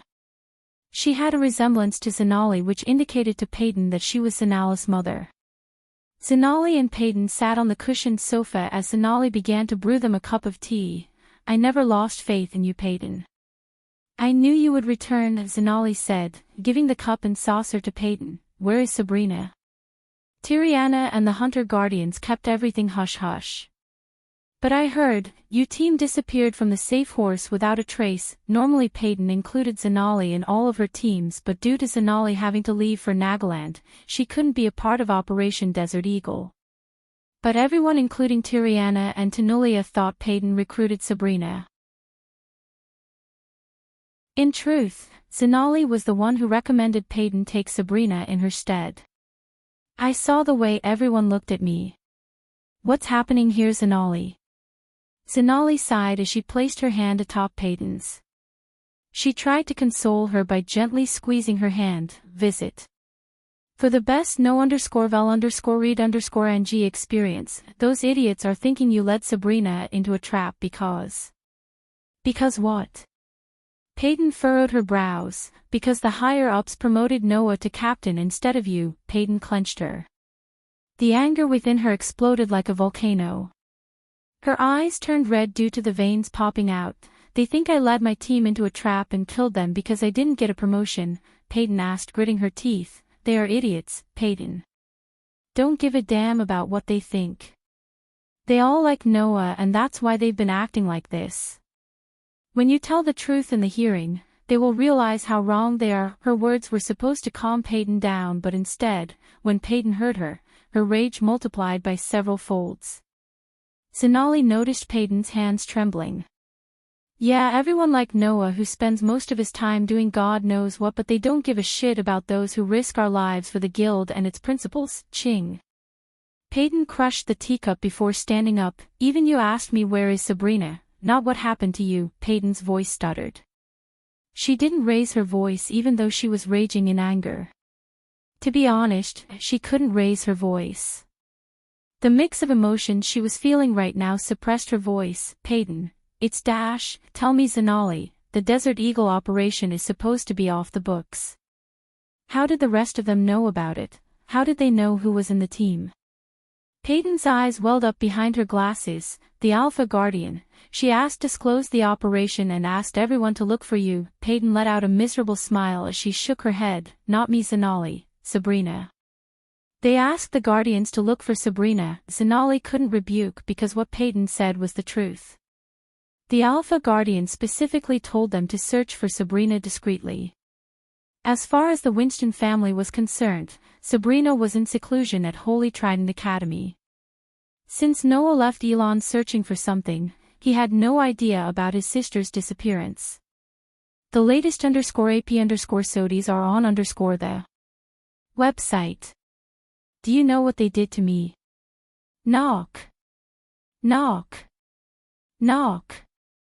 Just as Peyton was about to reveal what happened to her in the southern continent, someone knocked on the door. "Who is there?" asked Sonali. The hearing is going to begin soon. Peyton didn't need any explanation. She knew the hearing was for her because she expected this to happen. The Dark Lord and the three-headed creature were right. Regardless of what she wanted to believe, everything they told her had been the truth. She started to think the Dark Lord may have been right all along. If she was the Alpha Guardian, she wouldn't have played favorites. Peyton would have sent teams to look for everyone. Moreover, she wouldn't have let the Guardians brand a loyal Guardian a traitor until she received all the facts. Peyton, Sonali stood up. As a best friend, she thought she knew what was going on in Peyton's mind. However, in truth, Sonali couldn't even grasp the amount of rage and sadness in Peyton's heart. The feeling of realizing that the Dark Lord, who Peyton thought was the ultimate evil, was in right rather than the guild she believed in her whole life crushed her heart. Let's get this over with. Lead the way. When Sonali opened the door, they were welcomed by the silver-armored soldiers. Each soldier was armored to the teeth. Despite the look, the armor was as light as a feather but strong enough to withstand an immense amount of attacks. These were the elites of the castle, the soul-refining stage warriors. Miss Peyton, follow us. The guardians were staring at them as the soldiers escorted Peyton to the upper floor through the stairs followed by Sonali. Peyton felt like a prisoner but uttered no word. Eventually, Peyton reached a giant metal door. The soldiers pushed open the door to reveal a spacious empty hall where there was nothing but a table located on a stage elevated from the floor and several thrones behind this long oak table. After she stepped into the hall, the soldiers closed the door behind her. She slowly made her way to the center of the hall. Soon, a man dressed in red robes appeared below the table. The hearing about the Desert Eagle operation will begin shortly. As Peyton was waiting for the higher-ups to appear, Michael was seeing everything through the spider he placed on Peyton. The old spider he made would have been destroyed by the arrays when Perron entered the castle. Thanks to Aladir, his new spiders were undetectable. Although they had the main weakness, the spider on Peyton was enough for Michael to witness the trial which was about to make Guardians a deadly enemy. The latest _AP_SODIES are on _the website. Chapter 485 Upgrading the system. Peyton waited for the higher-ups to take their seats patiently. She seemed calm but she was shaking inside. This was her first hearing. Guardian Captain Gerard Atkins, the man in the red robes announced as a stutty man with dark shiny hair took his seat. Just like everyone else, he too had a cold look on his face. You too believe that Captain, Peyton stuttered. Save it for the hearing. The man coldly shut out Peyton, second in command of the Alpha Guardian of Hunter Guardians, Tiriana Valren. Followed by the man's announcement, Tiriana appeared beside the chair and took her seat. Alpha Guardian of Hunter Guardians, Tanulia Valren. Tanulia, the Alpha Guardian teleported beside the seat in the middle of the table. Peyton subconsciously bowed as she was used to. She didn't even nod. In fact, she didn't even look Peyton in the eyes. After Tanulia, only one seat remained. Peyton wondered who was going to come until he got her answer, Guardian Captain Zanali Harthill. As soon as Peyton heard the man, her heart skipped a beat. She was so stunned that her mind went blank. Her lips instantly became dry as she looked up at the stage to see Zanali slowly approaching the empty chair. The last time Peyton talked to Tanulia, she said there was only one Guardian Captain spot remaining. How could they give one spot to two Guardians? It was evident to Peyton the one spot remaining talk was just bullshit. Still, she couldn't believe Zanali and Noah, two of whom she recruited, got promoted instead of her. Looking at this, Michael was laughing aloud. He knew Peyton was on the verge of defecting, but after seeing this, he was utterly positive. Moreover, he really felt bad for Peyton. She deserved better. She put her blood and sweat into the guild and all she got in return was scorn and negligence. Zanali, Captain, Guardian Captain Zanali, Tiriana coldly corrected Peyton. Shall we begin? The trial of Peyton began with Tanulia's words. 3 hours later, Michael was in the pocket dimension attached next to his room in the dark forest. He was not alone as Azazel and Victor accompanied him. Michael had a workbench near the pole Victor was tied to. He had various tools, torture tools as well as an alchemy apparatus set up on the table. "So Victor, sorry to keep you waiting." Michael pulled up the sack covering Victor's head to see Victor growling. "Doesn't feel great to be tied onto a pole, does it?" asked Michael. Victor couldn't see the amused look on his face because of the mask on his face. He was not in the mood or situation to wonder how the Dark Lord looked behind the mask. "Were you always a vampire, Victor?" Michael asked while sharpening a wooden stake. They say wooden stakes through the heart could kill a vampire instantly. But again, who wouldn't die, huh? The latest _AP_SODIES are on the website. Azazel grinned hearing Michael's joke. After putting the stake down, Michael put several cloves of garlic into a pestle and crushed them into a paste. Victor wanted to respond to his remark with an extremely antagonizing reply, but when he opened his mouth, Michael shoved the garlic paste into his mouth. Arg! Victor coughed and coughed and coughed and kept coughing, but unfortunately, it was not due to vampires being allergic to garlic as Michael expected. "Fuck! You crazy bastard!" Victor spat out, cursing Michael. "So no garlic allergy." Only direct sunlight seems to hurt you bloodsuckers, let me go." Victor squirmed, but he couldn't get himself out of the bonds. "Not until I find all about your kind," as he said. Michael stabbed Victor in the neck with his APD needle and sucked out vampire blood from him. Victor saw the Dark Lord pouring his blood into a vial. What are you gonna do?" Victor stuttered. "I forgot you have regeneration." Michael put the vial on the table before slashing Victor's chest with the hidden blade. This time, Michael collected the blood in a bowl. Son of a... When the cut closed up, he swung the hidden blade again, opening another wound. Michael repeated this process until Victor's body turned paler than it was. "I need a tissue sample." Victor was breathing heavily. His heart skipped a beat when he heard the Dark Lord, "Arggg." Victor used all his remaining strength to get out of the bond. Looking at the hidden blade on his wrist, he knew the Dark Lord was going to cut him again like a pig. His struggle was halted by a flick of the butler who stood a couple of meters away from him. Victor couldn't even move a muscle. He felt as though he was being clutched by an invisible hand, like cutting slices of meat. Michael cut the flesh out of various parts of Victor's body. Michael bought special boxes from the system to store to keep the flesh fresh for future experiments. After seeing Payton's trial, Michael had a plan for Victor. Victor regenerated all the flesh Michael cut out. Michael was truly surprised by the speed of the regeneration speed. Only the dark flames seemed to stop the regeneration. So if he wanted to kill a vampire, he either had to cut the head off or stab them with a blade covered in the dark flames. Unfortunately, the latter was not efficient as no blade or metal could withstand the heat of dark flames.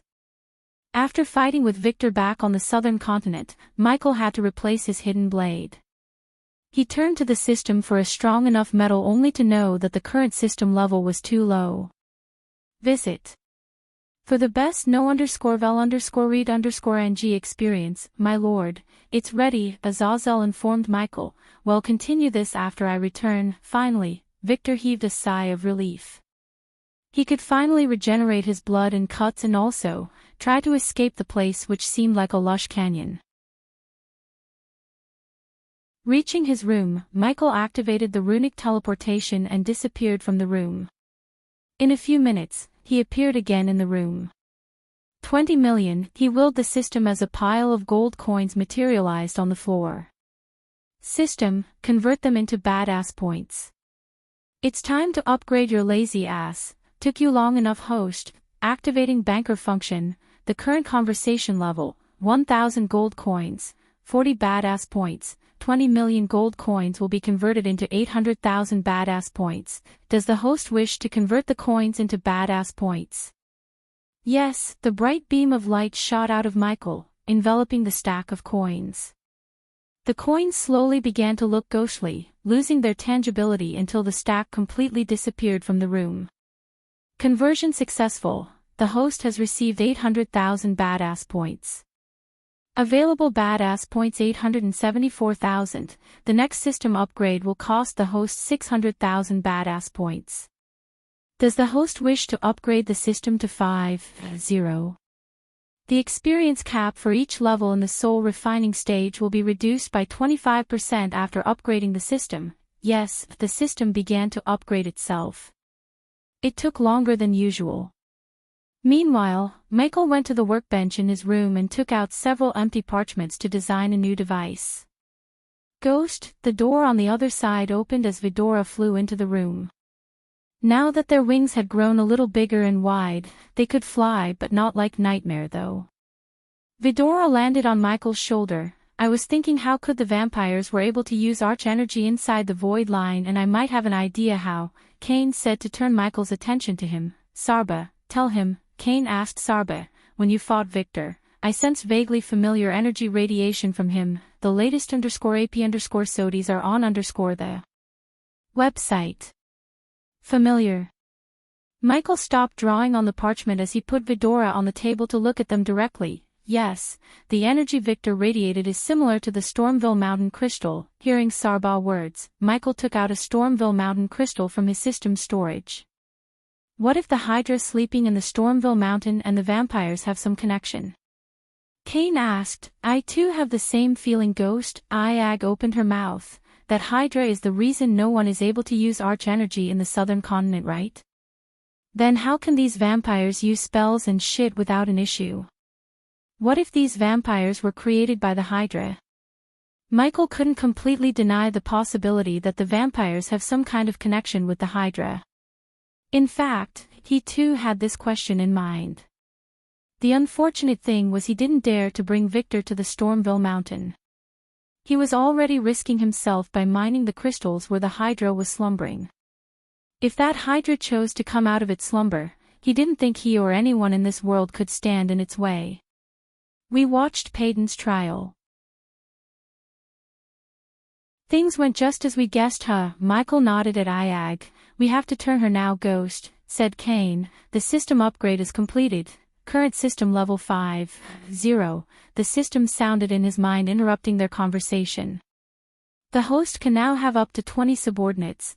Michael was waiting for the system to afford more subordinates. Now he could make Payton as well as Daniel his subordinates. Speaking of Payton, she could come to the location any day from now, Sarba said. Before we meet Payton, I still have got some answers from Victor. Vidora saw several herbs and weird-looking objects appearing in his hand. After taking out these alchemy ingredients, Michael conjured the dark flames and threw the ingredients one by one into the flame. What are you making? Asked Iag. The normal truth extracting pills aren't working on Victor. So I'm making my own. That's amazing. If we can make our own potions and pills that make our foes spill out the truth and secrets, we could stay 2 steps ahead of them always. Sarba grinned only to see Michael shake his head. Unfortunately, there aren't any pills and potions that will make people tell their secrets without some kind of side effect or restriction. Visit for the best no_vel_read_ng experience. What about the one you're making? What kind of side effect does this one have? Asked Iag. Nothing big. He will just die after few hours.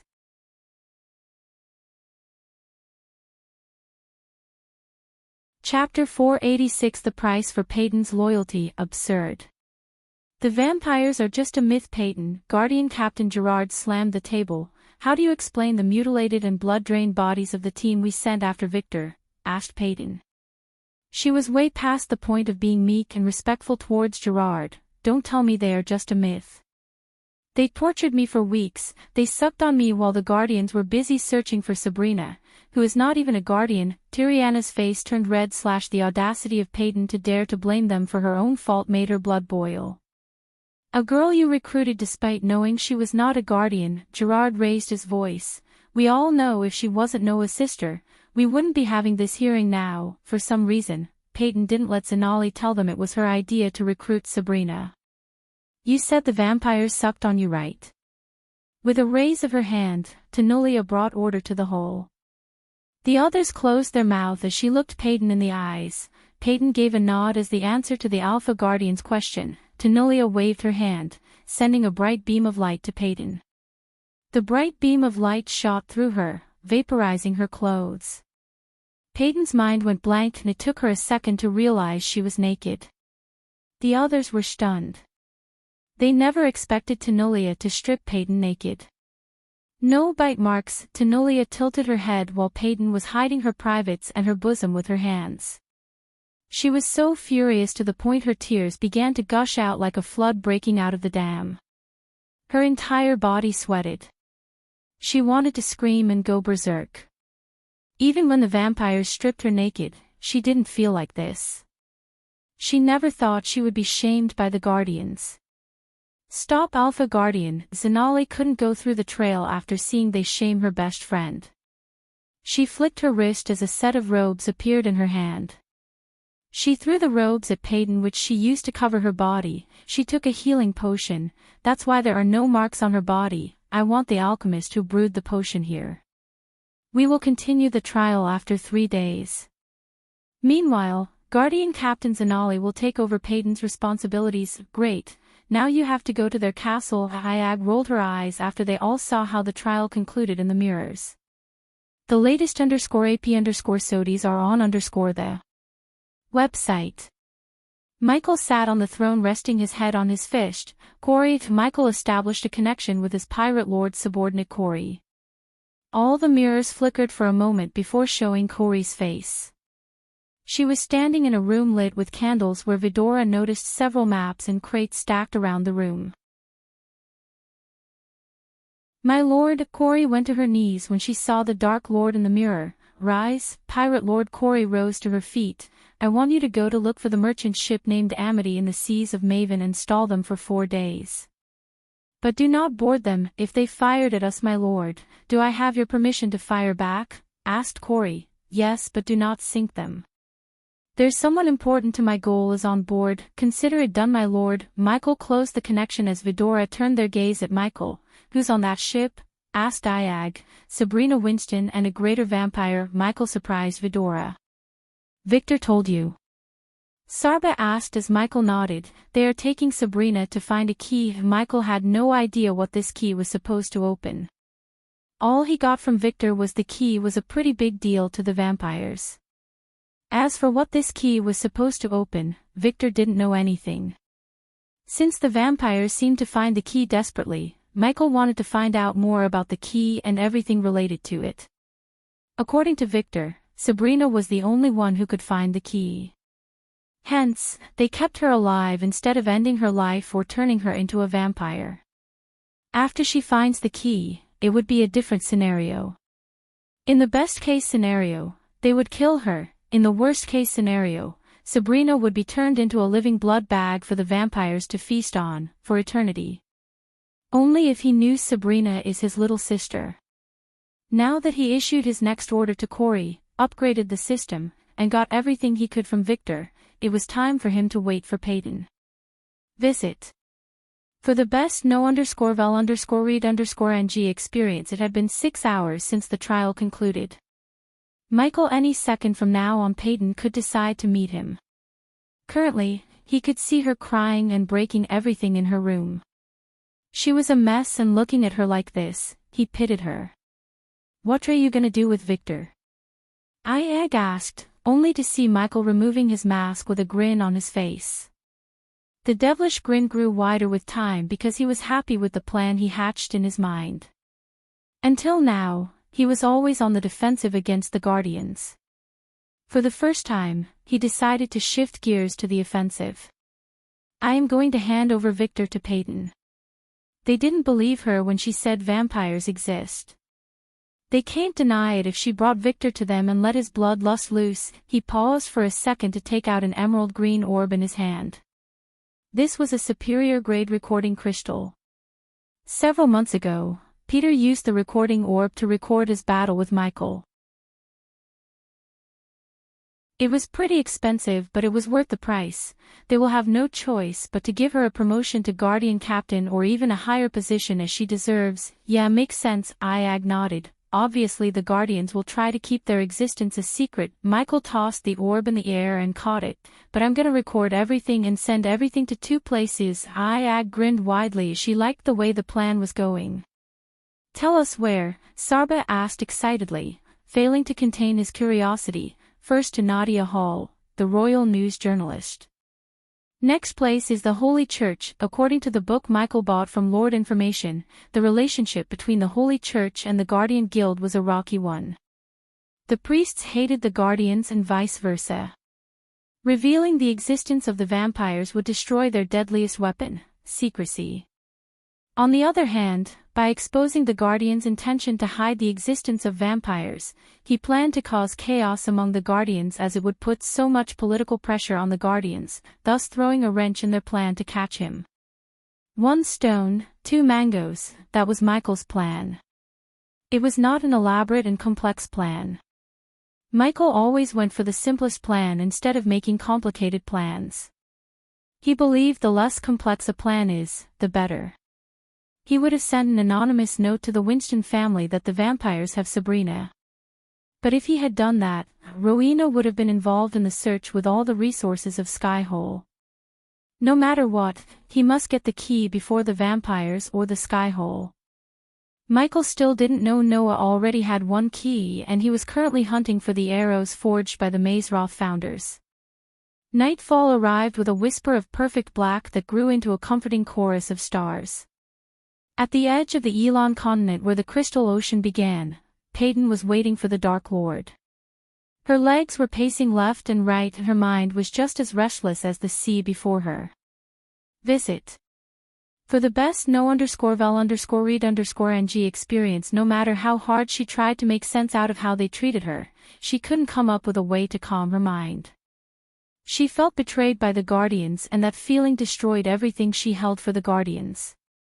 Now all she had for the Guardian Guild was pure hatred. The center of her hatred was none other than Noah Winston. Ever since he came into her life, everything she worked for went out of her hands. Her hatred pushed her to the point she was ready to sell her soul to the devil if she could see the guild crumble into pieces along with Noah. While she was pacing back and forth, she noticed the surrounding area growing darker and darker. Instinctively she looked up at the sky to see the Dark Lord descending to the shore with a man who had his head covered by a sack. The 3-headed creature was comfortably sitting on his shoulder. Despite the full moon and the millions of stars in the sky, the beach became dark as though they had all lost their light. I reckon you've seen the real face of the Guardians, Peyton, Michael asked the moment his feet touched the sand. Yes, I did, Peyton answered, gritting her teeth. He was glad to see the burning rage in her eyes. He could turn that rage into a weapon against the Guardians. Are you going to destroy them?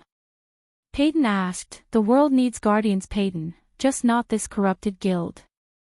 I am going to reform them, with your aid. By reform, Michael meant turning the Guardians into his underlings. He would make his trusted subordinates rule the guild and by doing that, he would subdue the guild under him. If Peyton served him well, she could have the guild for herself. Before knowing about Skyhole, he thought Guardians were his enemies and planned to destroy them. Since it wasn't the case as the real enemy was revealed to be the Skyhole, Michael knew subduing the Great 8 clans would be the better choice than destroying them. Your loyalty was misplaced, Peyton. You know this now. Otherwise, you wouldn't be here, Sarba said. I want that bitch dead. That's my price, Dark Lord. If you can bring me her head, my soul is yours. Her words stunned Michael for a moment. He knew she hates the Alpha Guardians. He didn't think her hate would push her to the point she wants Tenolia dead. Peyton's loyalty was crucial to his plans. Only with her, he could destroy the Guardians from within because that's the only way to dismantle the guild without getting himself killed. He was still not strong enough to openly go against the guild. She killed innocent people when she raided my ship. It's time she pays her debt, with her life. Although it was risky and difficult to assassinate Tenolia, it was certainly not impossible for the #1 hitman. He kicked Victor towards Peyton. Bring him to the guild and prove the Guardians' vampires exist.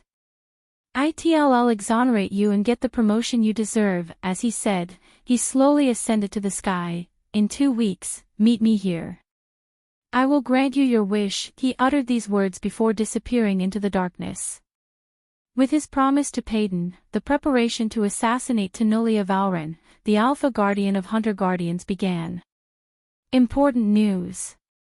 Visit. For a better user experience, Michael will meet Dawn, MC of Rise of the Legendary Emperor, Draven, MC of Anti-Hero with a symbiote system, and Hunter, MC of Dictator with a badass system, soon. Although you don't need to read those novels, I will recommend you do check them out, especially AHSS. Dictator with a badass system will be released after Michael meets Hunter.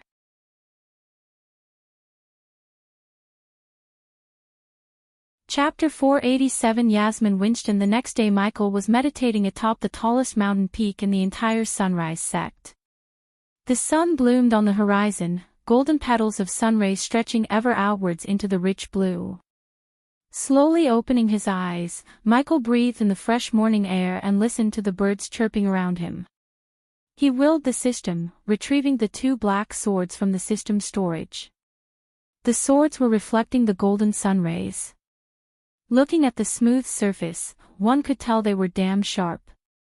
Still, Michael increased their sharpness by rubbing the blades against the sharpening stone bought from the system store. "My lord, if I may, can I suggest you something?" Azazel appeared next to Michael. "Go ahead, you should finish the coronation ceremony soon. Your people need to see their king." Azazel was right, as he had never visited Bradford since he became the king. Claire and the elders handled everything. Michael wasn't interested in being king. Nonetheless, he could at least visit the kingdom and his castle. Moreover, he needed to meet his army and commander. "I will meet them." Michael stood up and put on his black full-sleeved shirt and the long black coat. "But first, I have an engagement party to attend." Michael threw the swords in the air, and they landed straight into the sheath on his back, forming an X.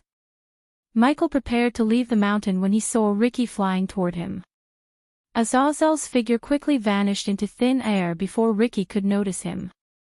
"Master Ghost, your carriage is ready." As soon as Ricky landed before him, he bowed and informed Michael. "No need for a carriage." Beads of sweat broke out on Ricky's forehead, noticing Michael's current attire. Something told Ricky that Ghost wasn't planning to give his blessing to the princess. Otherwise, he wouldn't be in his battle attire. "Have you ever fought a real battle, Ricky?" Michael asked, adjusting his tactical fingerless gloves.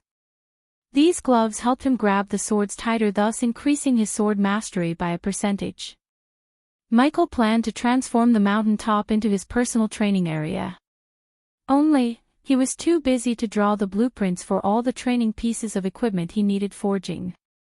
For now, he just swung his arms in a circle a couple of times, and cracked his neck and knuckles before approaching Ricky. "Only one time, Master Ghost." Ricky answered Michael's question. "Tell me about it." Michael put his arm around Ricky's shoulder and asked, "The latest _AP_SODIs are on the website."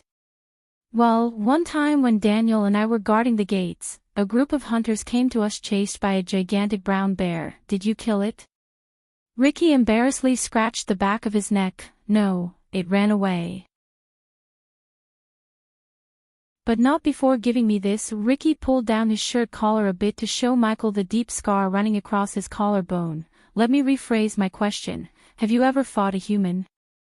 Ricky shook his head. "Thought so." While talking, they arrived at the edge of the mountain. The very next moment, Michael turned around to fall down. "Hoo-hoo!" Michael shouted like a little kid free-falling. Kingdom Breedia was in a festive mood. One could feel happiness in even the darkest corners of the kingdom. King Breedia announced free food, 20 gold coins for each family, and more importantly, a permanent tax reduction by 2% to celebrate his daughter's engagement to Andrews Winston. The people flooded the surrounding castle. They all eagerly waited for the princess and the prince to appear. The vibrancy of the celebration, the energy of the dancing dragons, and the fireworks that make an artistic canvas of the morning sky, were enjoyed by all. The citizens showed their joy by painting their faces, carrying banners, offering food to fellow citizens, and shouting slogans appreciating the king and the princess. The castle of Bredia had 4 solid, round towers towering above all and linked with small bridges. The castle walls were made of light gray stone. The engineers who built the castle placed refined windows thinly around the walls in seemingly perfect symmetry along with symmetric crenellations for archers and artillery. The real beauty came from the surrounding garden and the crystal blue stream running around the castle. The wooden bridge was raised to prevent the citizens from flooding the castle.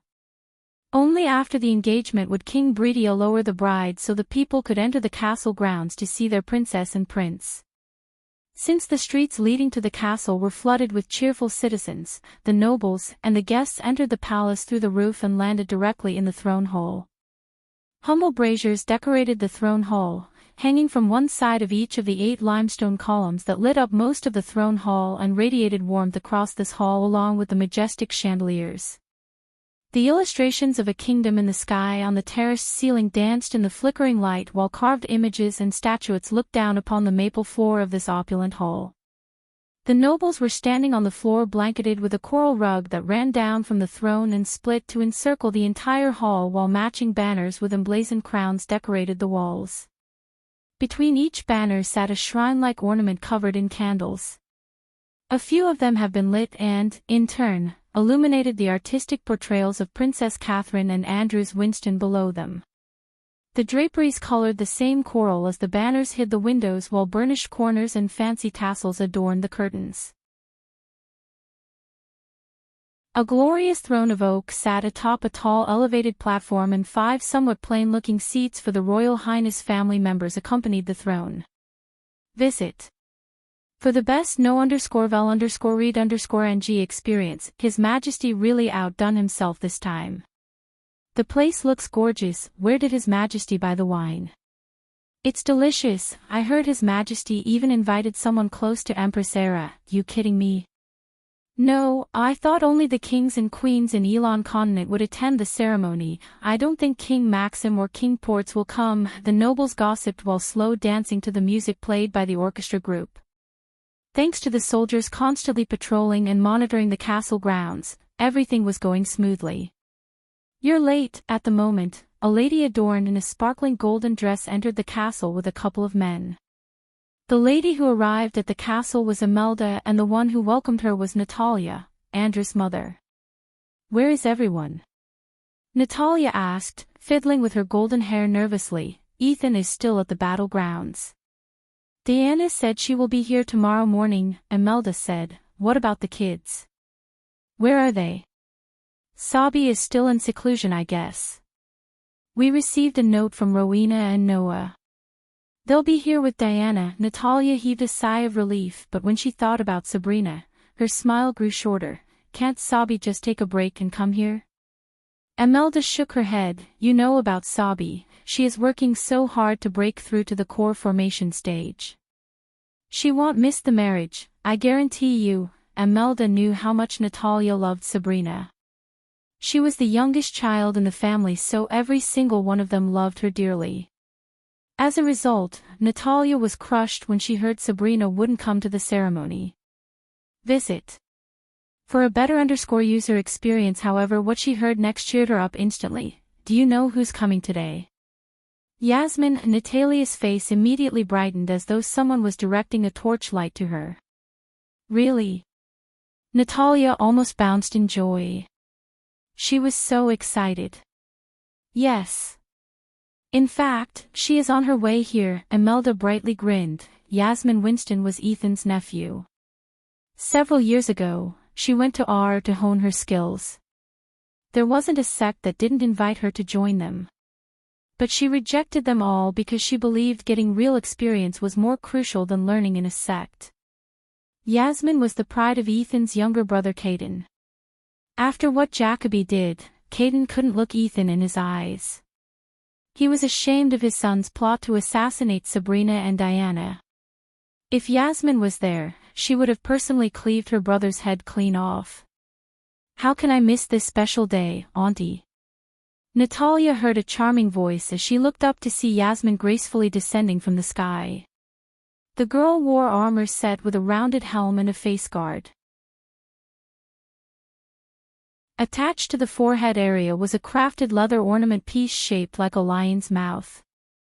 The shoulders were oval, short, and quite large, decorated with 3 large, curved wooden spikes on each side, lined up from back to front.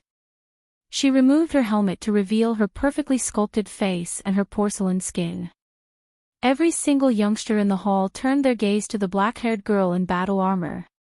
She wasn't by any means a country-toppling beauty. However, the grace and the aura she radiated rivaled even the most powerful people in Elon. What particularly caught everyone's attention was her armor, which was made of many vertical layers of leather and metal mimicking a dragon's scales. One could not find a single place in her body that wasn't covered by the armor. Yasmin, the 2 ladies dashed at her, and when her feet touched the floor, they hugged her tight. "Aw, I missed you two so much," Yasmin hugged them back. "Too tight," Imelda patted Yasmin's back, barely letting her know her embrace was crushing them. "Sorry," Yasmin quickly let them go. She had to slap herself on the face for forgetting how strong she was and how fragile her aunties were. "Where are my cousins? Don't tell me they aren't planning a homecoming party for me, you brat. Couldn't you have taken off your armor? Is this what you learned from the elves?" Imelda playfully twisted Yasmin's ear. "Yeah, they've been teaching me so much noble etiquette," Yasmin sarcastically said. "The latest _AP_SODIs are on _the website. Bring me to see my soon-to-be prince aunties." Yasmin put one hand around Natalia's neck and the other around Imelda's neck. She didn't give a damn about what the others would think, nor did Natalia and Imelda. As they spoke, Ghost was on his way to giving the couple a gift that no one would forget for years to come.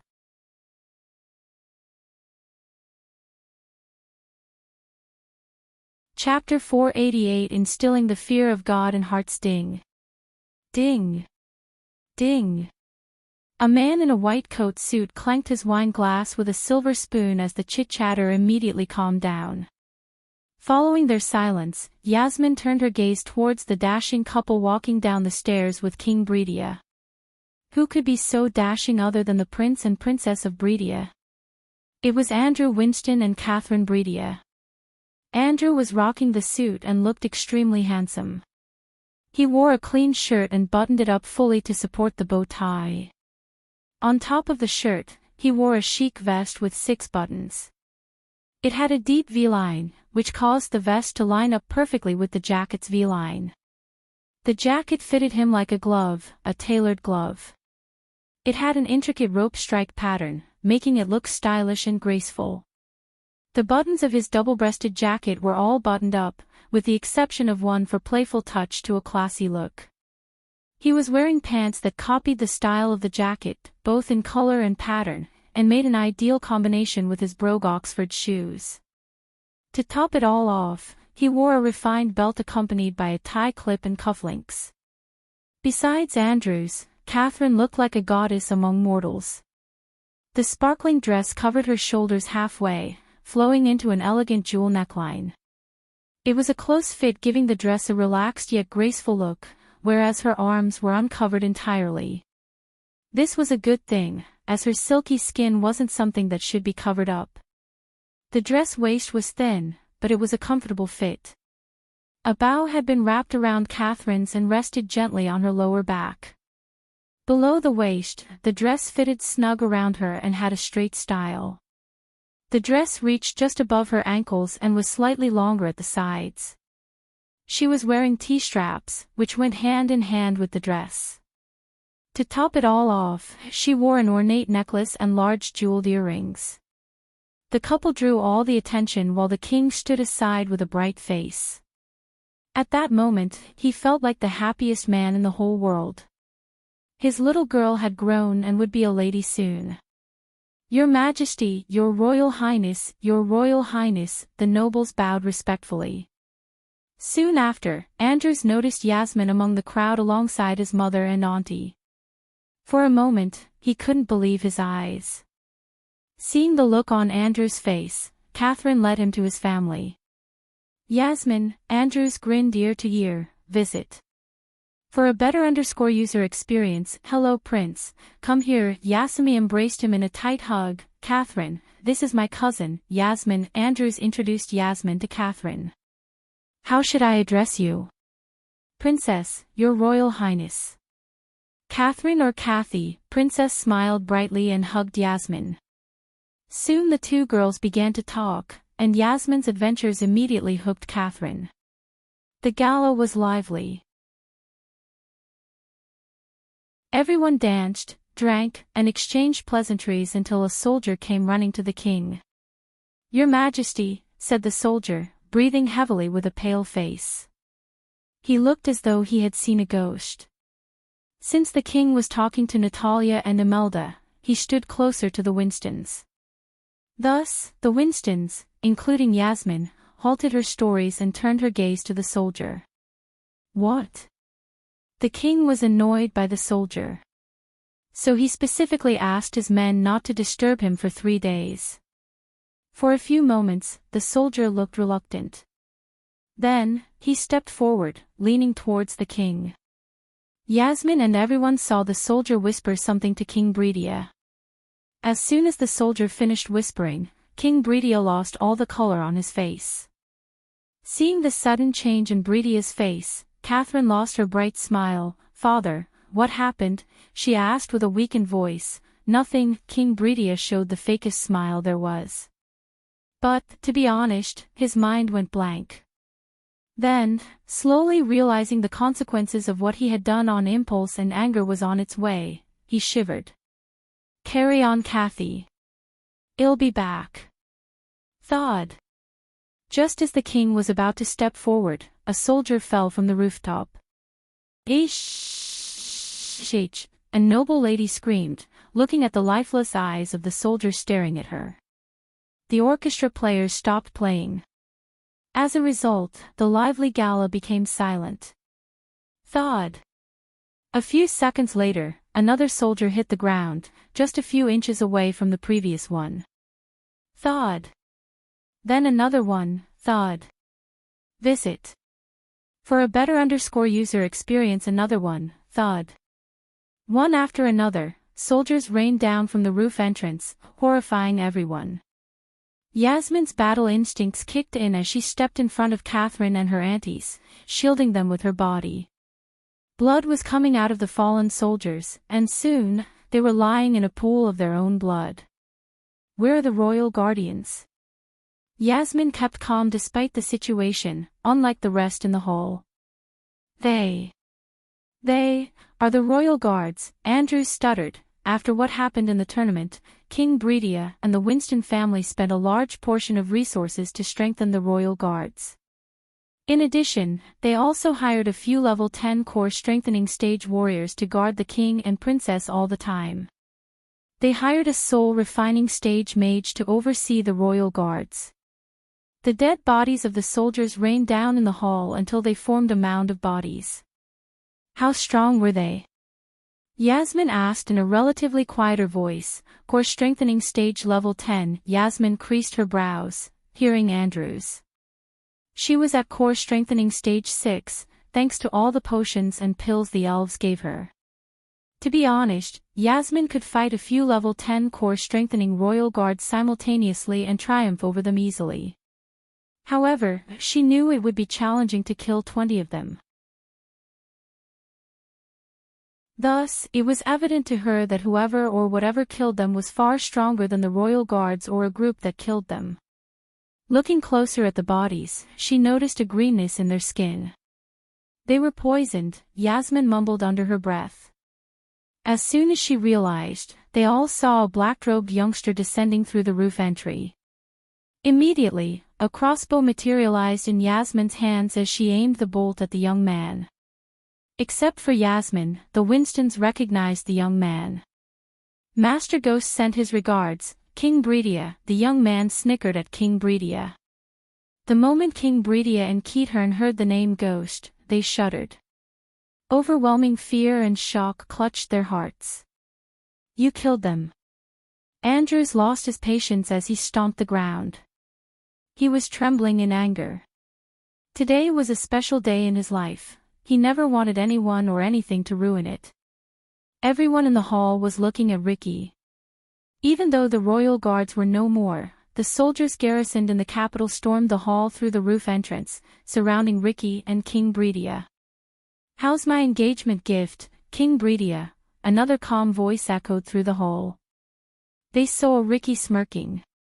The first one to turn around was King Breedia. As soon as he turned around, yet again, he was startled. One by one, everyone in the hall turned around to see someone else sitting on King Breedia's throne. Visit.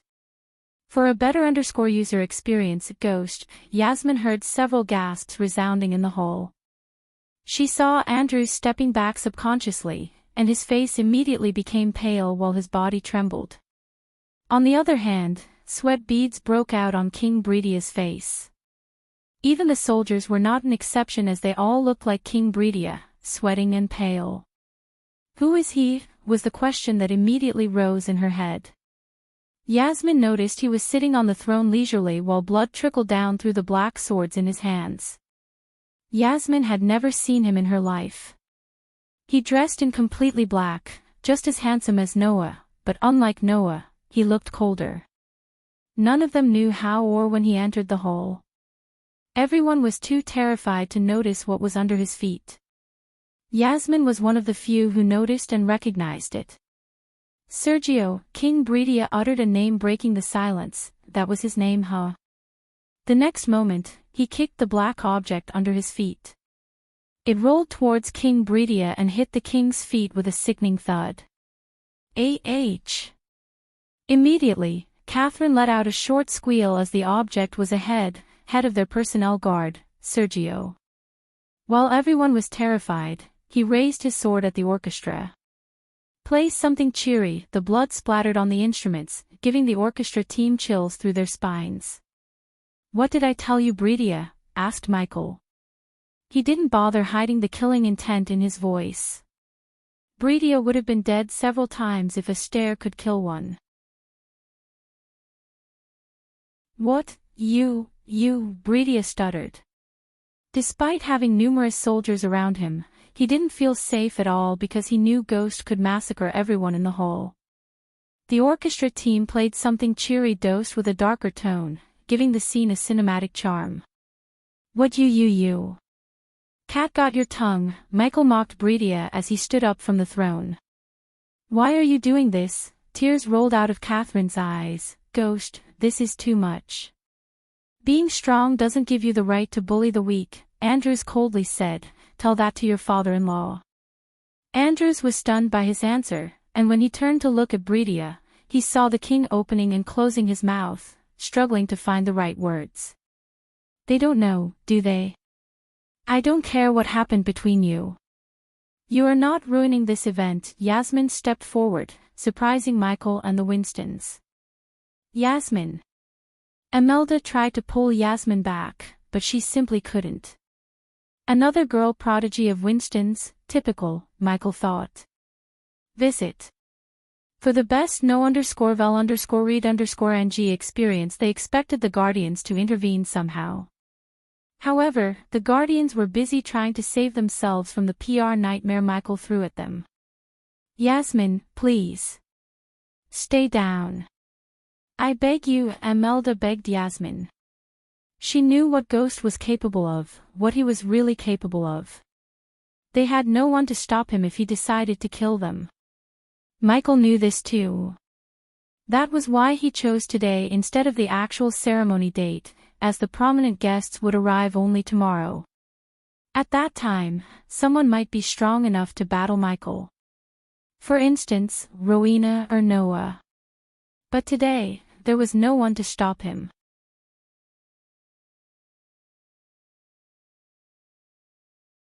Chapter 489 Final warning to King Breedia. Michael could see Yasmin's cultivation level. Although she would be considered a heaven-defying prodigy just like the rest of her family, she was still far weaker than Michael. Thus, he didn't mind her. Lightning dash, Michael cast the spell. The next moment, Yasmin saw a bolt of lightning streaking past her. Father. When Catherine screamed, they all realized King Bredia had disappeared from where he was standing. Bomb! Michael slammed King Bredia against the throne by his neck. Father! Your Majesty! The soldiers and King Bredia's family shouted as they rushed forward to save him. Yasmin was the first to fire a crossbow bolt at Michael. Whoosh! The bolt soared through the air like a bullet, only to be caught by Michael easily. Yasmin was startled by his reflex. Just as she was about to knock another bolt in her crossbow, ring of fire, Michael cast another spell as a scorching hot flame surrounded them. A few soldiers stood closer to the ring of fire leaped back, screaming in agony. No! Catherine screamed, seeing Ghost slamming her father against the throne like a rag doll. Don't hurt him, she tried to run into the fire, but Andrews held her back by her waist. Still, she squirmed and jerked to reach her father. Looking at Catherine crying, Yasmin closed her eyes, raising her arms. Immediately everyone heard a howling sound of the wind. Everything in the hall trembled. Yasmin wasn't playing. She directly went for the strongest spell in her arsenal. However, she was stopped by Michael. 3 inches, she abruptly opened her eyes when she heard him. Make sure the spell could reach me before I lower my sword 3 inches. What 3 inches? Everyone wondered after hearing his words. But they soon got their answer when Michael stabbed King Bredia in the chest. He thrust the sword slowly so King Bredia would feel every bit of pain. Arg! King Bredia growled as blood trickled down from the wound, making his white shirt worn beneath the fur coat red. No! Catherine's scream echoed through the halls. Visit. For the best no_vel_read_ng experience, Ghost stop. Imelda couldn't see Ghost torture the poor girl anymore. She stepped forward, shivering in anger. Your men arrested a man when he crossed the border after selling his family heirloom. Completely ignoring Imelda, Michael spoke to Bredia. He amplified his voice with arch energy, so everyone heard him loud and clear. Do you know what happened to the man? King Bredia kept growling instead of answering Michael. Bang! Michael punched Bredia so hard that King Bredia coughed up blood and his wisdom tooth. He was beaten to death by your soldiers in prison. Why? Because you ordered your men to raise the taxes and harass Rivertown citizens, Yasmin frowned. She had already stopped casting the spell. But now, she began to see the other side of things. What did I tell you? Bang! He punched King Bredia again. What did I fucking tell you? While Michael was threatening Bredia, the soldiers tried using water to put out the fire ring. But unfortunately, although the fire was crimson red, it was dosed with dark flames. Hence, they couldn't put out the fire no matter how much water they poured. I told you to stay the fuck out of my way, didn't I? Michael stabbed Bredia's legs, nailing him to the throne. Father. Catherine kept screaming, but Michael gave no damn about her. Considering Ricky had done his job, he left the throne hall through the roof entry before someone could hold him hostage. Did you stay out of my way? No.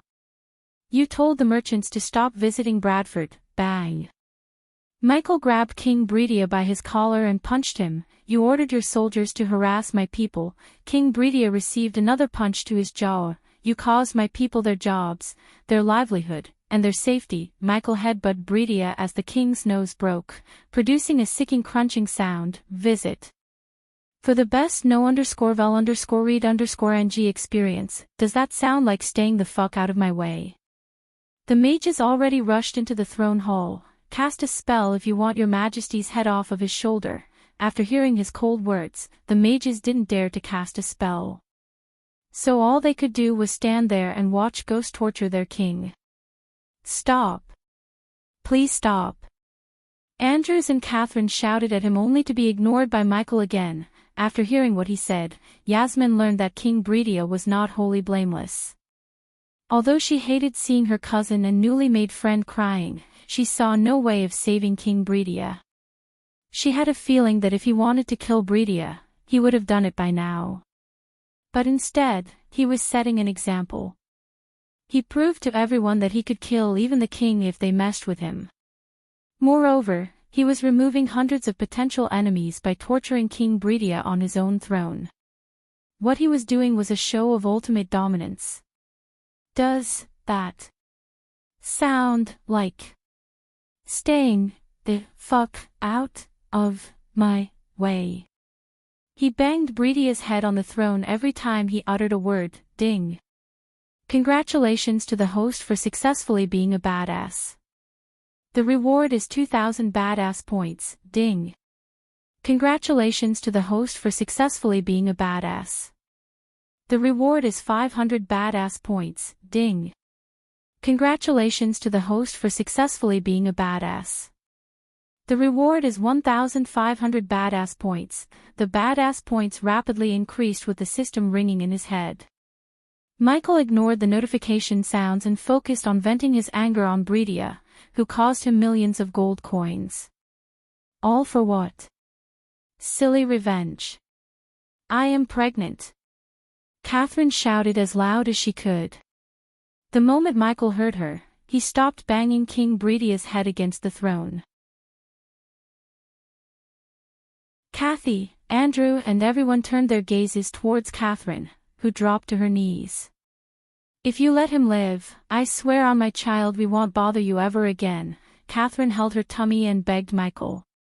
Tears gushed out of her eyes as she spoke. Now you made me look like a monster. Michael snarled at the king. That child just saved you from a whole lot of agony, old man. Michael pulled out the sword from Bridia's chest. As soon as he did that, hot blood came pumping out of the wound. You know, if I wanted to end you, I won't raise an army, wage a war, sit in a tent, and hope my side wins. I wouldn't do that. Nothing can stop me no matter where you are or how protected you are. If I want you dead, you'll be dead, as simple as that. Those who heard his words agreed with him. He just appeared out of nowhere, killed the royal guards without raising any alarm, and tortured the king on his throne. They knew if he wanted, he could have killed Bridia several times and no one could have stopped him. The latest _AP_SODIes are on _the website. Consider this your final warning. I am giving you a week.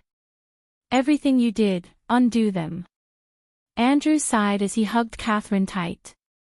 If you try to do anything funny, just know many children die in the womb along with their mother, King Bridia, Michael whispered to Bridia before pulling out the second sword from his leg. Gradually the fire died down, but the fear in their hearts wasn't. Every single one of them feared Ghost more than they ever did. No one heard what he said lastly to King Bridia. But Yasmin noticed Bridia's change on his bloody face. She could tell whatever Ghost told him made King Bridia terrified. The nobles immediately stepped back and made way for Ghost. They didn't dare to stand in his way. How do you sleep at night? Yasmin coldly said, like a baby. He just smiled at Yasmin before ascending towards the roof entryway. Then, he disappeared from the throne hall, leaving a trail of golden light. The next day the entire Elon continent was in chaos. Olivia was walking down the streets of River Town to have her breakfast at Hades when she saw the people murmuring among themselves looking terrified. Surprisingly, there was a long line of paper boys in the streets. In other kingdoms, orphans and poor children worked for newspaper prints for slave wages. However, they were paid good coins in Bradford to fill their belly and their families. Claire was kind enough to admit all the orphans and the poor into the sect and offer them free cultivation. Because of her act of kindness, Bradford became the first kingdom to have 0 street urchins. Since Michael himself was an orphan, he donated a portion of his income to the well-being of the orphans. But, only Claire knew about his donation. New race has been discovered. Vampires or bloodsuckers? Get a copy of the Royal News for 1 gold coin. Guardian Captain Payton apprehended the first vampire, scandalous Guardian Guild. What else are they trying to hide from the people? The Holy Church condemns the Guardian Guild. King Ghost vs. King Breedia. Princess Catherine is pregnant. The young boys and girls were shouting at the people walking on the streets.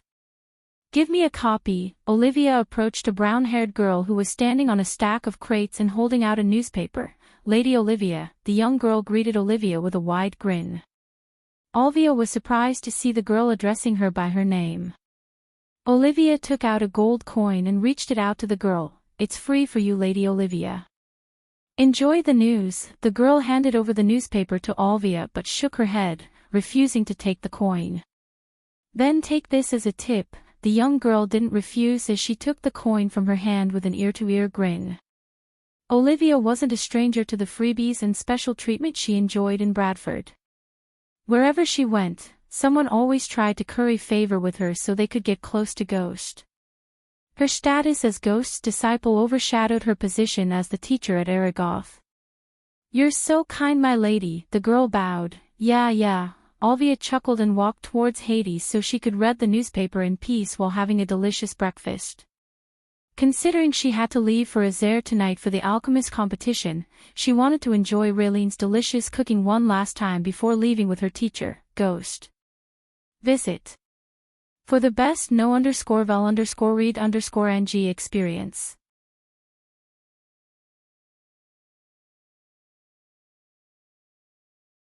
Chapter 490. Arriving at the Azure continent in the calm sea, a two-mast ship was sailing under the light of a starry sky with a full moon.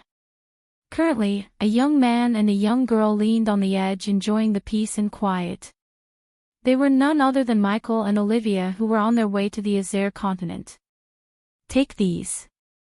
It'll help you store less stable potions, and the potions you keep inside won't deteriorate. With a flick of his wrist, Michael took a crate containing 50 nude vials from his space ring. Olivia was pleasantly surprised by the sudden gift. Are these the nude vials you told me about? She asked excitedly with wide eyes that sparkled looking at the vials. Yep, thank you so much, teacher. I didn't quite expect this. The vials brightened her face more than the moon and the stars in the sky did. She held the crate close to her chest. Thank me by winning this silly competition. As soon as he said that, the smile disappeared from her face. It's not silly, she pouted, looking as though she was offended by his words. Relax, I'm just messing with you. Michael pinched her nose playfully. Soon, she stopped pouting and giggled. I'm not competing. My students are. I told you about this, didn't I? I don't think so. Whatever, tell me again, Olivia sighed. Well, it's simple actually. 2 parts, individual competition and group competition. Each has 3 rounds. First round, participants are given 2 batches of ingredients and asked to concoct a pill using the ingredients. If they fail 2 times, they will be eliminated. It's the judge's task to find whether that pill is an actual pill or just a lump of essence. Sounds simple enough. The second round is a little bit tricky. The participants need to refine a pill or a potion according to the formula they are given. I assume you've yet to reveal the tricky part. Visit. For a better user experience, Olivia nodded. The given formula will not be entirely correct. The participants have to find the mistake and correct the formula to succeed. Yet again, sounds simple. For you, teacher, for you. She playfully punched Michael on the shoulder and continued to explain about the competition. The third and final round is kind of freestyle. The participants need to bring their own formula and ingredients to refine the best pill or potion they can. The best with a high purity level wins the competition. As simple as that. Do you want me to give you a super awesome formula? Michael asked. At first, she thought he was joking but looked at his rather serious face. She learned she was wrong. Teacher, are you serious? Yep. However, Olivia immediately shook her head. I want my students to win or lose on their own. Getting the formula from you is a cheat and I don't want to cheat. Michael never thought he would ever feel proud as a teacher. But now he did when he heard Olivia. He wouldn't have thought less of her if she had taken his formula. Instead, however, by rejecting the formula, she made him proud. Now tell me again, why are we sailing instead of flying or using the portal in your sect? Because you need some bonding with the nature teacher. Sometimes you just outright scare me. Michael was surprised by her words. Scare you? What did I do? Asked Michael. She quickly put the nude vials in her space ring in case he changed his mind and took them back. Then, she placed her hands on her hips and talked like a strict mother. You literally tortured King Bredia on his throne. I am not saying he's a good man, he's kind of an old asshole actually. But couldn't you have gone softer on him? The man was at his daughter's engagement, for God's sake, he should be grateful I didn't cut him in pieces and throw those pieces at the crowd. Olivia felt chills. The cold look in his eyes told her that he was not joking. Visit. For the best no_vel_read_ng experience, teacher, the last thing we need is a war between human kingdoms. Especially when there's a new, more dangerous race emerged from the shadows. Her voice revealed the fear in her heart. Are you talking about the vampires? Michael asked, pretending to have no idea about them. Yeah. Did you read the papers? They suck our blood, like, she stuttered for a moment. Giant mosquitoes. I can't even imagine. Her words revealed to Michael that they still haven't realized the real danger posed by the vampires. Otherwise, she wouldn't have compared the vampires with mosquitoes. Now that the vampires' secrecy had been exposed, she was sure they would be more aggressive and dangerous. I heard the Azer continent is in a messed up state due to all the war. They should have chosen Elon instead. After discussing vampires and the current state of events, Michael commented on the Azer continent. Ever since he arrived in this world, he never got the chance to visit Azer or Ar. However, thanks to the Alchemy Guild invitation, he could finally visit Azer. The competition has always been held in Azer. It's sort of a tradition, and the old alchemists in the guild are pretty sticklers to that tradition. What's the current state of Azer anyways? You have any ideas? Asked Michael to get some knowledge about Azer. Olivia leaned on the wooden edge, looking at the clear blue ocean before them. Zolan and Suvan are still at war with Thusia and Idrizel, where we are going to remain free of war for now. The last time I heard from my father, Thusia was winning the war, which is a good thing for you, isn't it, teacher? Olivia wasn't thrilled about Michael being the leader of the Thusian Alchemy Guild. Most Elon and Azer hated Thusia for waging war on other kingdoms and expanding too aggressively. Because of Thusia, thousands of people had become refugees and lost their livelihood. In fact, Bradford was accepting hundreds of refugees every single day. When you can't beat them, join them. Michael shrugged, pretending he didn't care. However, he was burning with rage. If Michael had the power, he would have decimated Thusia already. But, since it wasn't the case, he could only use them to become stronger. Olivia had no response to him. They talked and lost track of time until the morning. Finally, the sun rose like a flower, gifting its petals to the world. Amid the dancing, the ocean was the blush of scarlet, the warmth of tangerine. Gazing toward the illuminated clouds, still beneath the ethereal glow, Olivia looked up at the marvelous sunrise and felt at home in a way she never had before. Only when the sun completely rose from the horizon did Kingdom Idrizel's outline faintly appear in their sight.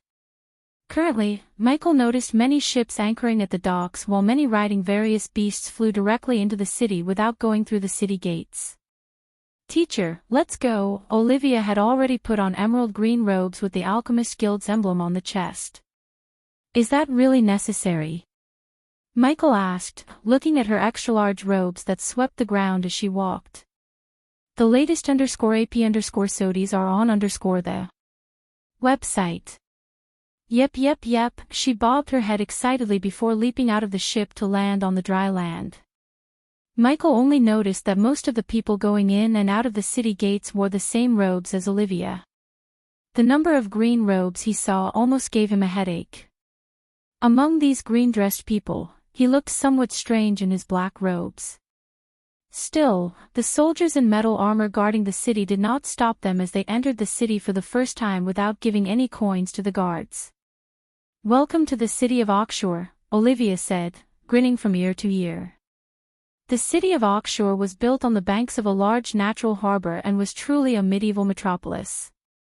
Its elegance was matched by the backdrop of a dormant volcano that helped shape the city into what it is today. Michael could not see far because of the buzzing crowd blocking his view. "We will look around." Olivia had to raise her voice to get Michael's attention due to the crowd.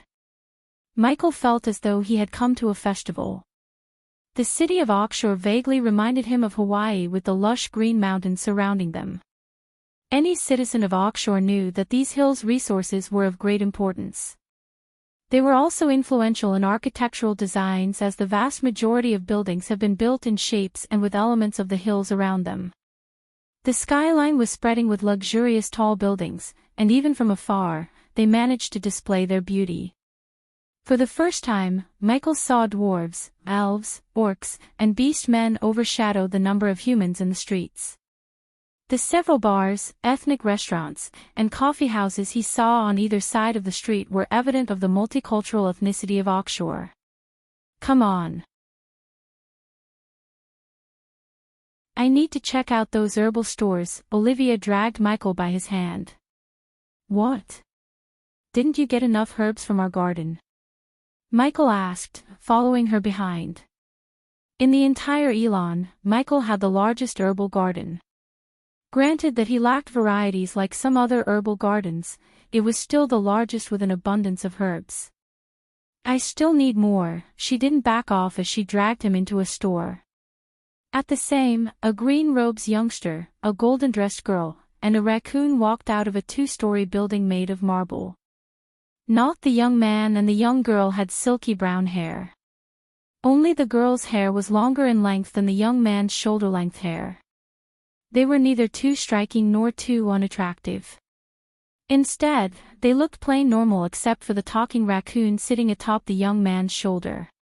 "Damn it. In the future, let's use a portal." "My butt hurts sitting on your shoulder." After walking out of the crowded building, the raccoon deeply inhaled a few breaths of fresh air as he cursed softly. Seeing the ugly expression on the raccoon's face, the young man smiled and raised his head. His gaze swept across the streets and could not help but sigh with praise. "No wonder Oxshore is one of the richest cities in Azair," the young man said with a smile as he clicked his tongue and let out a sound of admiration. The raccoon was not interested in watching these buildings. Instead, his gaze swept across his surroundings before suddenly asking, "When are we heading back home?" "Visit. For a better user experience, half a month from now," the young man said as he stepped onto the crowded streets. "Let's first go to the auction house we saw before. It should have some of the things that we need. After which, we will make a trip to the Alchemist Guild." The young man rubbed his chin and answered while smiling, "Yeah, those old farts love to collect all kinds of different precious herbs and ingredients. It may be possible that we'll find something tasty for me to snack on. I am damn hungry."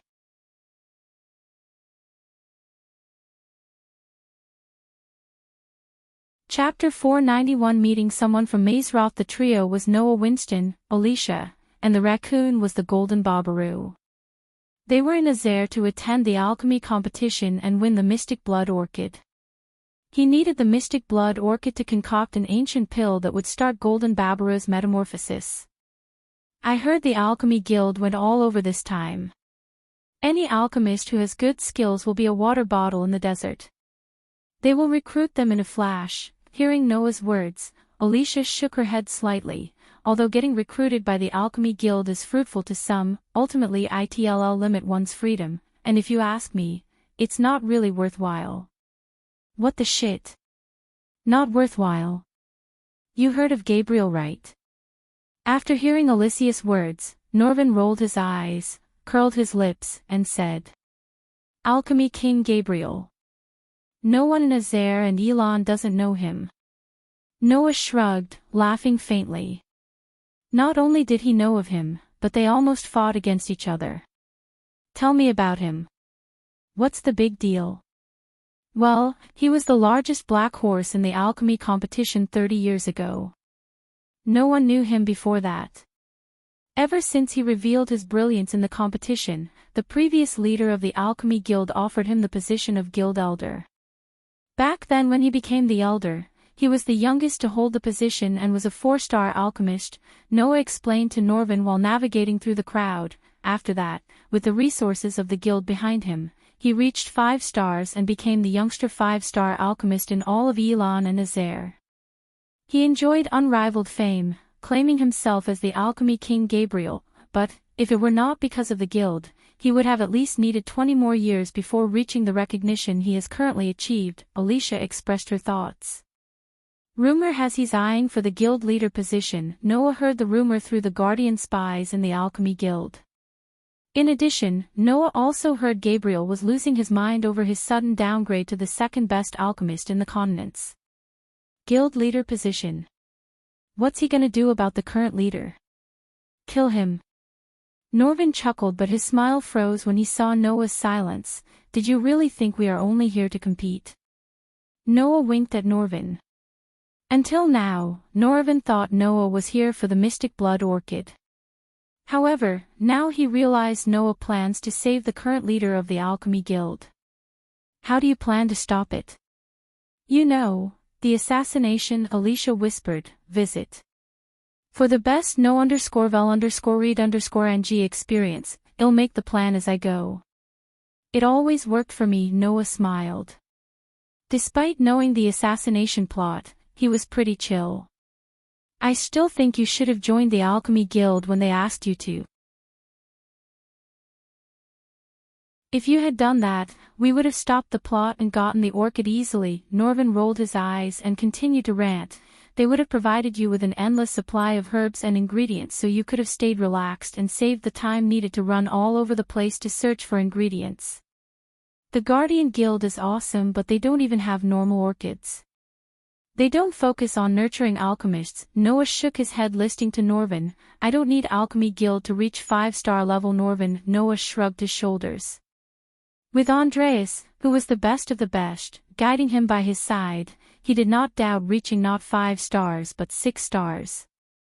Because of Andreas, he became a young 4-star alchemist from a young man who didn't know anything about alchemy in just a short 5 years. It was also because he was unclear just how difficult it was for ordinary alchemists to raise their ability swiftly. After all, not everyone was as lucky as him. Times like this, I feel like we have to appreciate him, you know. As soon as Alicia heard these words, she clenched her fist while the veins underneath her skin bulged up. Even her eyes turned red in a flash.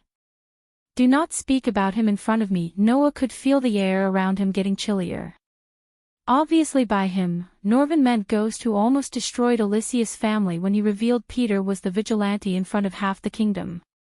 To this day, Peter was tangled in investigations and house arrest by the Guardians. Additionally, the young masters who Peter attacked put several bounties on Peter's head in the Grim Reapers Guild. And 3 Grim Reapers almost succeeded in taking Peter's life. They would have killed him if it wasn't for Noah. You should be pissed too. You know what he did to your cousin. To her surprise, Noah did not say anything, nor did he seem mad at Ghost. In fact, Noah wasn't, because there was no reason for him to be mad at Ghost. If anything, Noah was grateful that Ghost did not kill Andrews even though he had the chance to. Noah warned Andrews and explained what would happen to him. Still, Andrews competed in the competition for Princess Catherine. After knowing what happened in the tournament, Noah respected Ghost. Even with the power of Layla Alden behind him, Andrews couldn't beat Ghost. As far as Noah was concerned, Ghost won the tournament fair and square. Yet because of Catherine's impulse, they pushed Ghost to the point he took away half of their kingdom. As for Peter, Noah completely blamed Peter for everything that happened to him. Peter deserved it, as he had no right to dress up as a vigilante and beat up young masters just to hone his skills. Hey, we have arrived at the auction house. Visit. For the best no_vel_read_ng experience, hearing Norvin, Noah's footsteps slowly came to a stop. He raised his head and eyed the huge building and the banner of the single water droplet that appeared at the end of the street. Surprise involuntarily surfaced on his face as he shook his head and sighed. Whoa, just a branch looks bigger than many prestigious auction houses belonging to Elon and Azair. Aqua Auction House truly is a giant in the auction business. Both Alicia and Norvin nodded in agreement with his words. They eyed the huge building that was like a bottomless pit, swallowing up the unceasing flow of people. His hands gently inserted into his sleeves as he turned his head around. Let's go in and take a look at what the #1 auction house has to offer. Hopefully, we will be able to find the things that we need. Once he said those words, Noah led the way as they slowly walked to the end of a spacious street paved with bluestone. As they gradually walked into the grandiose Aqua Auction House, Norvin's raccoon brows rose higher and higher. They had to squeeze through the crowd walking before them to reach the auction house, and the word house may be a bit of an understatement as the building looked like a palace. Noah was expressionless as he passed through the crowd. Once he entered the auction house, a layer of light covered him.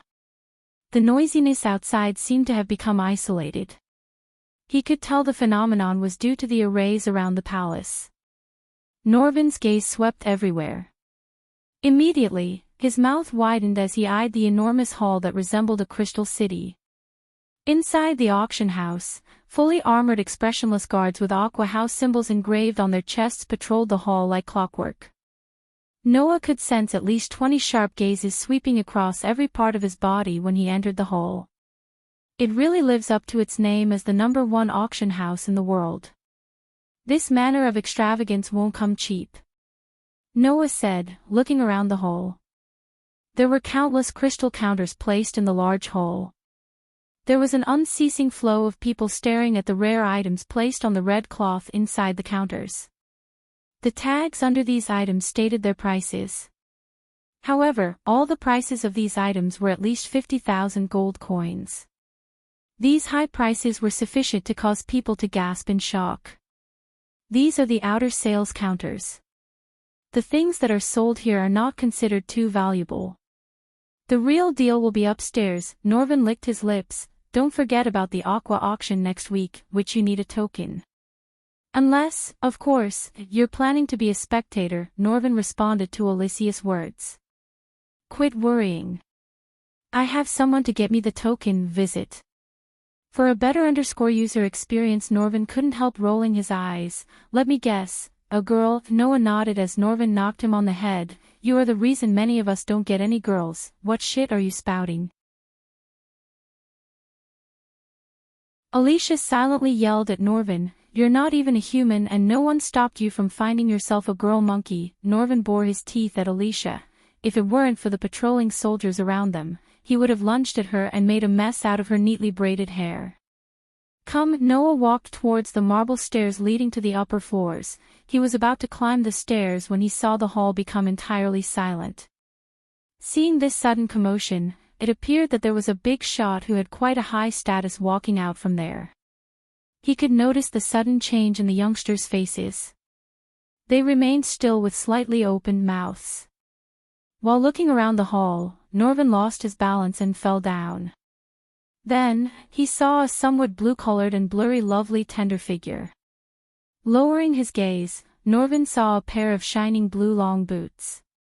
The heel of the long boots was slightly sharp as it released waves of clear and sweet-sounding click-clack sounds on the clear and shiny marble ground, like a beautiful musical note. His gaze drifted a little higher to see a pair of long, white, tender feet. Not bad. Norvin whistles, not bothering to hide his pervy look. Still, he was better than some men in the hall whose faces were filled with longing and eyes were sparkling. Gradually lifting his head slightly, his gaze finally seeped through the gap and saw a gorgeous and moving face. Immediately, shock slowly climbed onto his face as he softly muttered, Edith. At the same time, a black-dressed young man who was standing in the corner away from the prying eyes was pleasantly surprised by the girl. Teacher, you know her? Olivia asked. Unfortunately, yeah, Michael replied, and seeing Edith was walking towards Noah, he sighed. Visit. For the best no_vel_read_ng experience, this guy's harem is getting bigger by the day.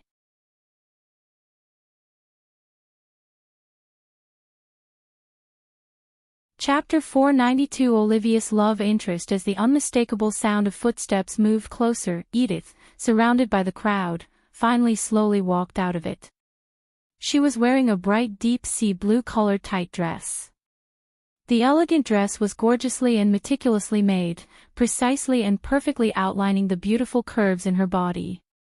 For many men, she was a stunning creature. Her somewhat shallow smile and pretty face contained an unknown meaning behind it. Her alluring gaze was blankly paused at Noah. Immediately, a shy smile surfaced on her angelic face. Being the focus of the hottest girl in the hall undoubtedly caused everyone to shift their gaze over to Noah. When they eyed the gorgeous girl's extremely rare and strange emotion, some envy toward the young man rose in their hearts without them realizing it. Ignoring those sharp knife-like gazes from his surroundings, Noah smiled at Edith, who was staring at him blankly. His smile was gentle, and the dark pupils were crystal clear as pure water. Although Noah was wearing a mask to change his facial structure, Edith saw through the mask without a problem. Emitting clear footsteps, Edith slowly walked toward Noah. A moment later, she stopped in front of him. Being closer to the man she loves, her face reddened in a flash, and she did not realize she was blushing. "Kai, what a pleasant surprise," she smiled, tilting her head. Since Noah was wearing the mask she gave him, she called him by a fake name instead of his real name, which would reveal his identity. "And who is this little fella?" She lifted her pretty face and greeted Norvin, who climbed onto Noah's shoulder with another smile. "Miss Edith, I thought you were in Mazeroth," Noah greeted her back with a smile. Usually, he would address her by her name without any honorifics. However, Noah didn't call her Edith in front of all the people who stared at Edith like wolves. After Noah greeted Edith, there were a few moments of awkward silence between them. Either of them couldn't seem to find a word to continue the conversation. "Get a room already." Looking at the interaction between Edith and Noah, Michael rolled his eyes. He was getting annoyed with Noah and Edith. Visit. For the best no_vel_read_ng experience, who is she? Olivia elbowed Michael. "I met her in Mazeroth." "It seems she too got early holidays like me," Michael quietly said. He and Olivia stood way back from Noah and Edith. Hence the reason why Noah or Edith couldn't see him. He wanted to peacefully spend some time apart from all the Dark Lord stuff. But seeing Noah, Michael felt this trip would not be drama-free. "Do not fall in love with that guy." Michael leaned on the wall, folding his arms. Then he warned Olivia before she fell in love with Noah and ended up in his ever-growing harem. "What the hell are you talking about?" Aura, Michael was surprised. He turned his gaze from Edith to Olivia, who clicked her tongue, realizing she blurted out something she shouldn't have. "You playa." Michael poked her cheek with a grin. He got into a playful mood when he heard his student eyed someone. As long as it wasn't Noah, he would be happy for her. It's... Olivia's face flushed red as he struggled to find the words. "Ricky." Olivia finally uttered the name, shocking Michael. "Ricky? You mean our Ricky?" Michael couldn't believe what he had just heard for a few moments. Olivia was a wealthy noble. On the contrary, Ricky was a commoner. As far as Michael learned about this world, marriage between a noble and a commoner was rare. He wondered if Olivia's father and mother would be okay with her decision.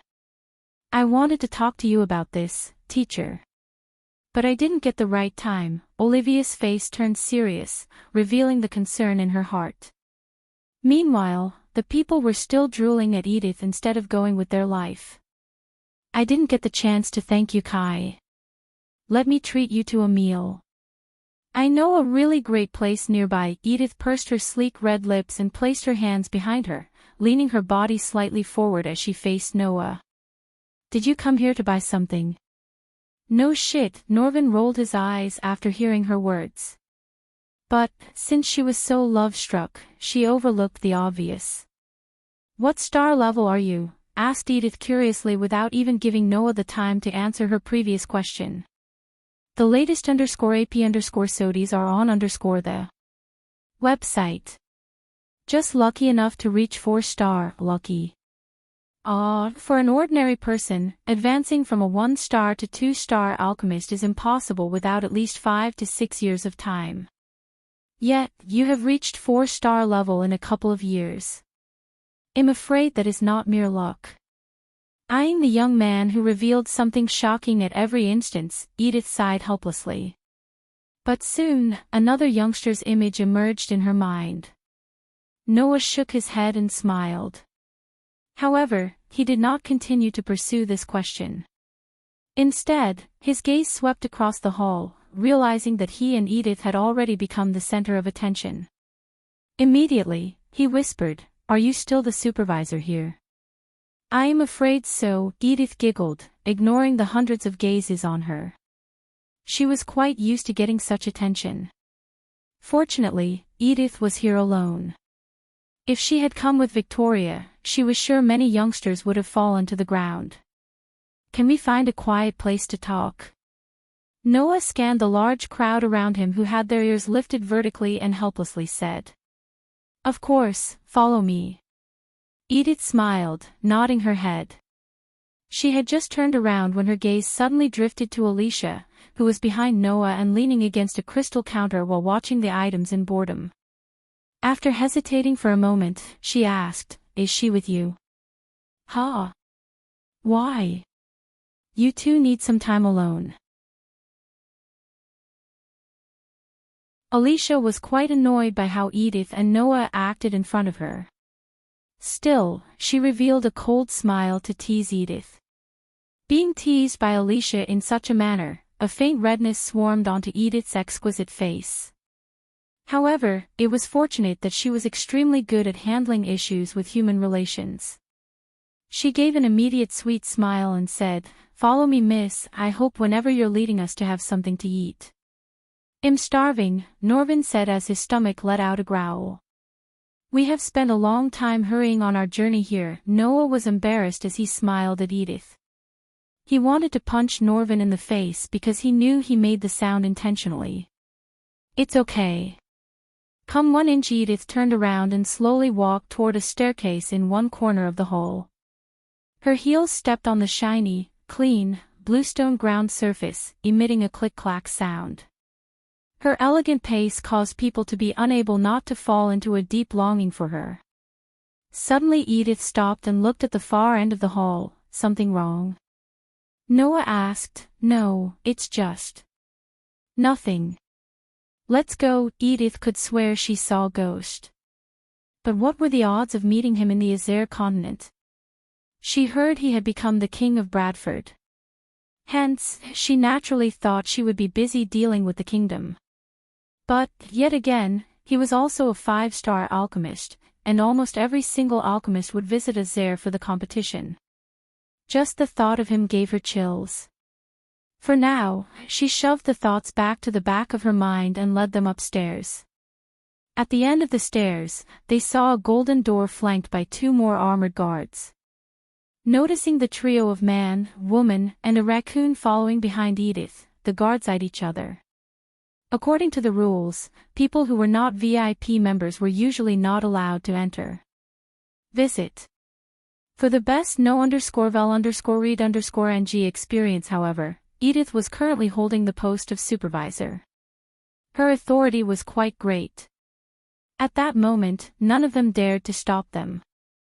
Only when the 3 of them were about to enter did a guard have no choice but to bite the bullet and take a step forward.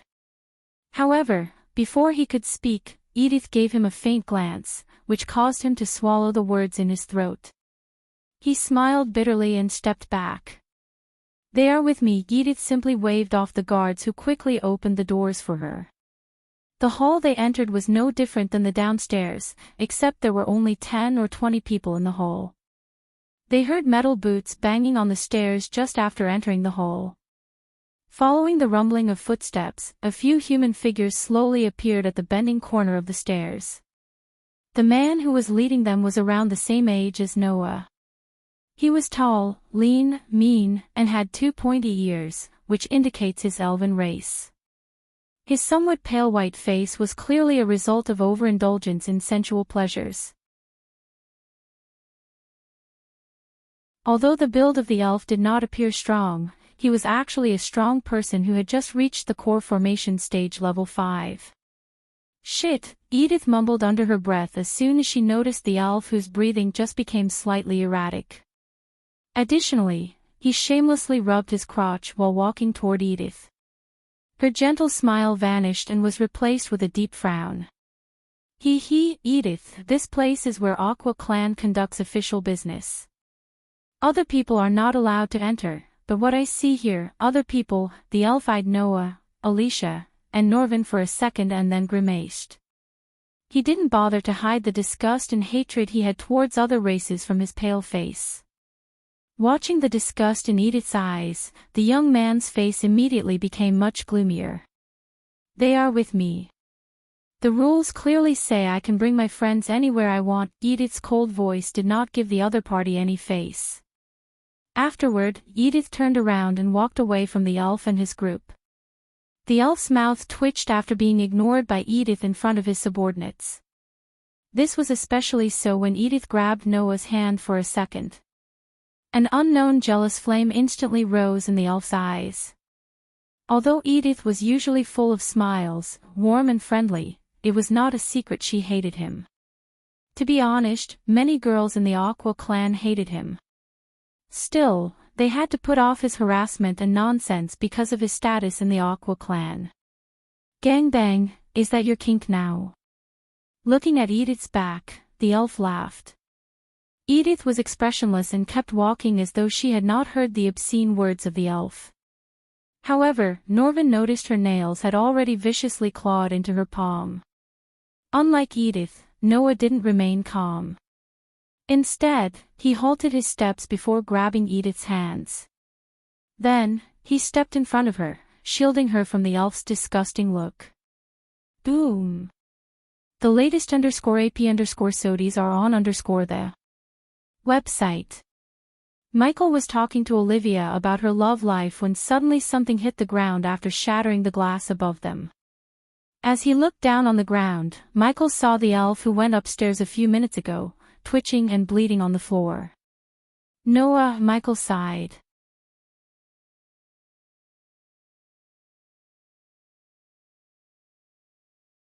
Chapter 493 Ghost will be your judge, what the hell? Olivia was startled by the sudden turn of events. She was already tense talking about her future with Michael. Then when the elf shattered the glass wall above her, her heart almost leaped out of her chest. To Michael's surprise, the elf took out a healing potion he had brewed. Michael could recognize the potions he brewed anywhere, anytime. As soon as the elf chugged the healing potion down his throat, the bruises on his face quickly closed up. Although the elf was caught off guard by Noah's sudden attack, the elf sensed the human was stronger than him by the force of his attack. But, unfortunately, Idrizel was in the range of void. Hence the people lost the ability to see others' cultivation levels. Human trash. Today, even if that bitch wants to protect you, you can forget about leaving the auction house alive, the elf screamed with boiling killing intent and picked himself up from the floor. Then the elf smashed the vial on the ground as the shattered vial joined the hundreds of broken glass pieces on the ground already. The elf immediately waved as a golden circle appeared around him. Seeing this, the people quickly backed off, forming an ample empty space in the hall. However, before the elf could finish casting the spell, an ethereal form of a giant fist appeared out of nowhere and hit him through the golden circle. The punch emitted a soft crack sound and following which, the elf coughed up a mouth full of fresh blood. A millisecond after he coughed up blood, his body was also thrust by the strong and vicious force, resulting in him being violently shot into the wall. Immediately, he spat out another mouthful of fresh blood. His legs knelt on the ground while his body was curled up in pain. Everything happened quickly, from the elf hitting the ground after breaking the glass wall above to being sent flying into the wall. So many didn't even comprehend what just happened. Michael and Olivia halted their conversation to see the fight. Only when the elf hit the ground after colliding with the wall could Edith realize what just happened. Shock and disbelief immediately covered her stunning face. At this moment, the subordinates beside the elf finally recovered from this split-second occurrence. When they eyed their master's miserable state, they were shocked first. Then they immediately surrounded Noah angrily as they unsheathed their weapons. In addition to the elf's guards, the Aqua clan guards also surrounded Noah since he had just attacked one of their own, and it was their duty to apprehend Noah dead or alive. "I order all of you to stand down." Then, seeing the guards surrounding them, Edith pulled herself out of the shock to stomp on the ground. Her domineering shout echoed through the hall. Hearing Edith's shout, a few guards hesitated for a moment. Their master may have the courage to offend Edith, but it did not mean that they also had such courage. "What the hell is going on, teacher?" Olivia stepped closer to Michael involuntarily. Visit. For a better user experience, pretty girl, 2 young masters. This is called the recipe of shitstorm. Michael leaned on the wall, watching the elf struggling to pick himself up. He quickly put his hand behind as he took out a spider from the system storage to send to crawling to the elf. Since Noah had made an enemy out of the elf, Michael planned to make an ally out of them. Then, if or when the time comes, Michael would be able to use the elf and his family against Noah and his allies. "If any of you dare take a step forward, then all of you will be banned from Aqua Clan. Although you are not my subordinates, just think, who are the elders gonna listen, few lowly guards or me?" The guards immediately took a step back when they heard Edith. The guards' last need was to get between the young master and Edith. They knew quarrels between them were nothing out of the ordinary. They would fight today and mingle tomorrow, but if they stuck between them, the elders wouldn't think twice before firing them. Hence, most guards let Edith deal with the clan and the elf and stepped back. The rest stared at Edith's anger-filled eyes for a few moments before unwillingly pulling back. "Take your master to wherever you came from," Edith coldly ordered with her delicate hand pointed to the entrance. Michael saw the elf finally getting to his feet and drinking another vial of healing potion. Instead of trying to cast another spell, the elf shouted at Edith and Noah, looking at the elf from upstairs. "All right, Edith, you got guts. You actually helped an outsider ambush me. Just wait." The elf took a step forward only to stagger. Considering Michael had X-ray eyes, he saw the elf's core formation level 5 cultivation and Noah's core strengthening level 2 cultivation. The power gap between them was enormous. So there was no way the elf could defeat Noah. Quickly the elf subordinates grabbed him before falling to the ground again. He rubbed off the blood stain from the corner of his mouth and angrily stared at his subordinates. Immediately, his pupils contained a dark coldness and gloominess as he turned toward Noah by Edith's side. His breathing was hurried as he said with a dark voice, "You haven't heard the last of Galen Bailey." After leaving those vicious words, the elf maliciously slapped the poor guard by his side and snarled at him, "Fool. Go." "Great, we made another enemy, hooray," Norvin sighed, laughing bitterly. "I am sorry I got you into trouble, Edith. But I couldn't watch him bad-mouth you." Edith's heart immediately warmed, hearing his words. She couldn't help smiling and blushing. "I am sorry." Noah gently placed his hand on Edith's shoulder and apologized. In a flash, her rosy face completely turned red. Visit. For the best no_vel_read_ng experience, it's alright. Although Galen will definitely cry and complain to his grandfather, they won't meddle with the problems of youngsters. "We will deal with Galen if he tries anything," Noah assured her with his captivating smile. "That's some next-level cringe shit." Michael shook his head. "Where are my manners?" "The little guy said he's hungry, right?" Come on, follow me. Edith's usual bright smile resurfaced on her face as she walked towards the door at the hall's end. The guards flanking the door pushed open the door for Edith, revealing a spacious room with several bookshelves neatly erected within. There were various different kinds of thick books placed on these bookshelves. Edith passed through them and finally came to the front of a work desk. She then turned around, looking at Noah with a smile. Have a seat. Now, can you tell me just what you need? Pointing at the chairs at the side, she asked. They nodded, randomly pulling out a chair and sitting down. Then, after musing for a moment, Nia stared at Edith. Who was that elf? Meanwhile, Norvin reached for the fruit basket on the table and picked up a juicy red apple to munch on. Edith made a detour around the table and sat behind it. Her lips slightly pouted as she said with a smile, his grandfather is the Aqua clan branch leader in Idrizel. Since King Maxim and Galen's grandfather have been in talks to form an alliance, I have to act as the liaison between them. Usually, he would avoid me when I was with Victoria. But since she's not here, he got cocky. Edith brushed over the black hair of her forehead and said somewhat tiredly. It was evident to Noah that the elf has been troubling her for some time now. Princess Victoria? Alicia asked. You know her? Alicia nodded at Edith. Everyone knows her, I guess. Recently I heard she single-handedly destroyed House of Kayla. Visit. For a better user experience, sounds like someone I used to know, Norvin casually said, laying on the table. Edith frowned. When she looked at Noah, he just let out a deep breath. I was immature and impulsive. Those days are behind me now. Noah didn't suddenly have a change of heart about killing. Honestly, he learned the hard way that taking a life should be the last resort. He still had nightmares about the children who lost their parents because of his ruthlessness. So that day when those children looked at him with a confused look in their eyes, wondering why their parents had left them, Noah's heart shattered into pieces. Noticing the sudden pain in Noah's eyes, Edith quickly changed the topic while Alicia gave a cold look to Norvin, wordlessly telling him to shut up.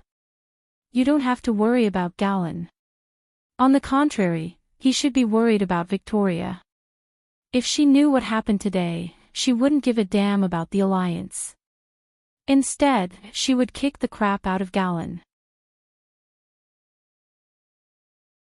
Now I have to think of ways to calm her down when she returns from Maze Roth. Speaking of Maze Roth, have you seen him? Norvin's curiosity got the better of him. Only after uttering these words did he realize he shouldn't have asked the question in front of Alicia. To everyone's surprise, Edith understood whom he meant by him. Unfortunately, yeah, we met him. Edith's face turned darker and gloomier as though the light had been drained from her face. If you're going to compete in the alchemy competition, you will meet him. Because he will be one of the judges. As soon as Alicia heard Edith, she clenched her fist to the point her nails protruded into her soft palm and blood began to trickle down to the ground. I heard what he did, and I'm sorry, Alicia, Edith softly spoke. For a few moments, Alicia didn't respond. I will pay him back in thousands of folds when I get the chance. Visit. For a better user experience.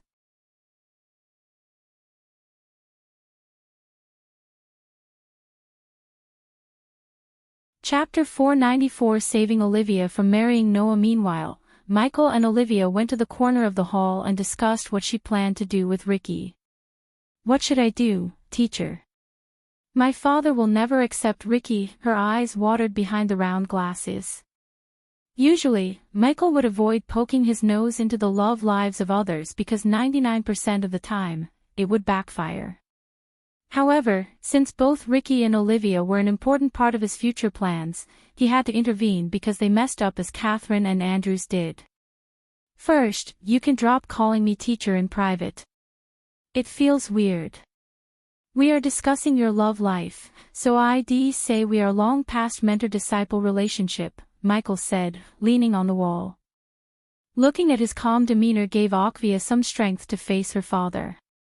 This explains why Ricky was acting so weird, weirder than usual. Michael recalled Ricky avoiding eye contact and talking way less than usual after he returned from Amazaroth. Now he realized Ricky was afraid of him loving Olivia, who was Michael's student.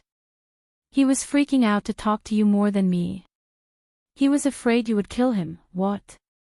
Michael frowned. You do have a pretty violent history of dealing things, Ghost. She bitterly grinned, feeling weird calling him by his name for the first time.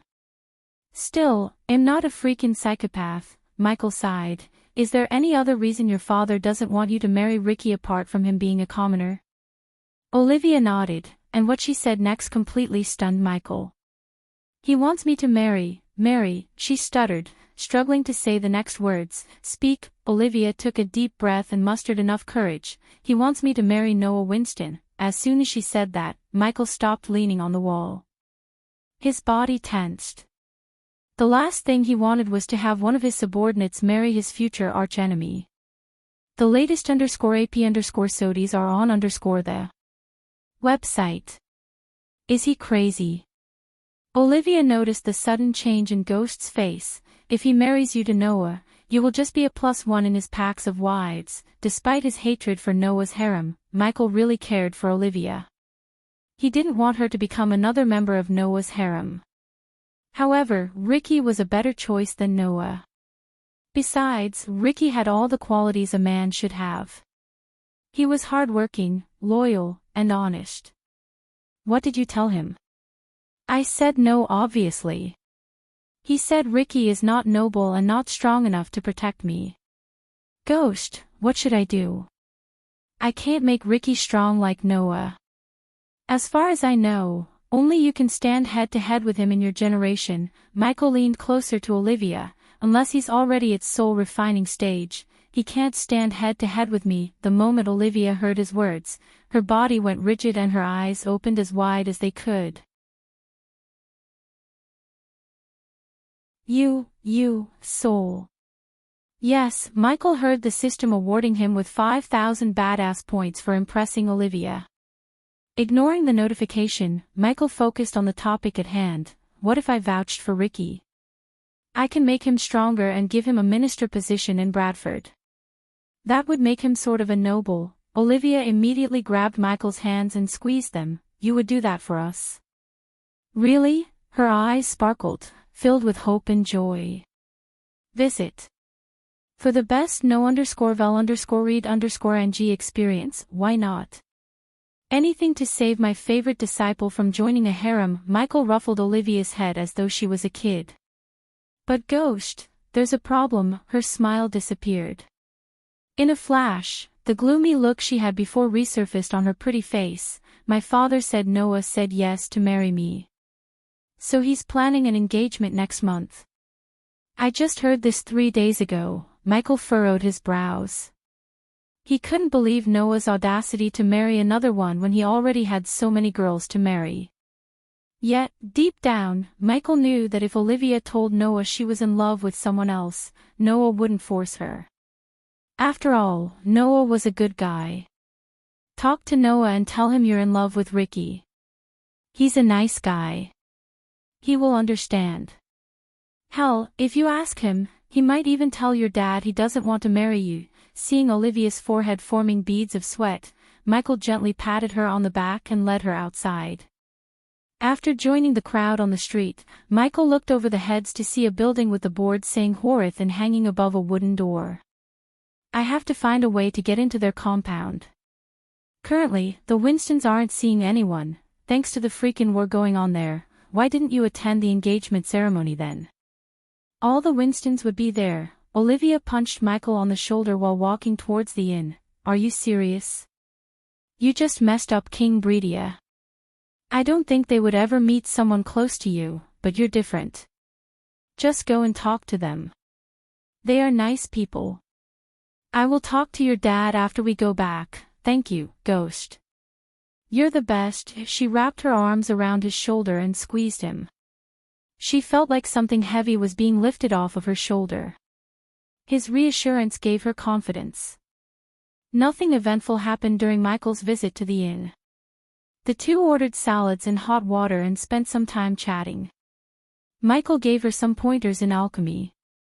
By the time they stepped out of the inn, the streets had become almost unwalkable. After exiting the inn, Michael walked towards the uniquely architectured building in the distance. One thing was obvious to Michael. Whoever built that building took the Alchemy Guild concept too far, as the building looked literally like a giant cauldron built with emeralds. The windows in the building resembled the fire outlets of an alchemy cauldron.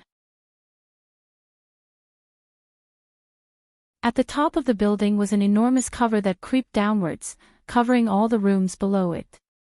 During the walk towards the building, they noticed the main roads in the city already had completely armed knight units patrolling in the streets and mages patrolling the skies above. Clearly, this was due to the alchemist competition, which was about to begin. After all, if a commotion were to occur at such a large grand meeting, it would have many different large impacts on the kingdom. Therefore, the guild and the king needed to prevent any such possibilities. "Next time, we are flying," Michael twisted Olivia's ears. She was the one who suggested they should walk instead of flying. Because of her suggestion, he almost got squeezed by the crowd. Fortunately, after enduring such a painful walk, they finally reached the guild. "I could have such a grand welcome," Michael sighed inside. Then, with both his hands inside his pockets, he slowly climbed the marble steps leading into the building.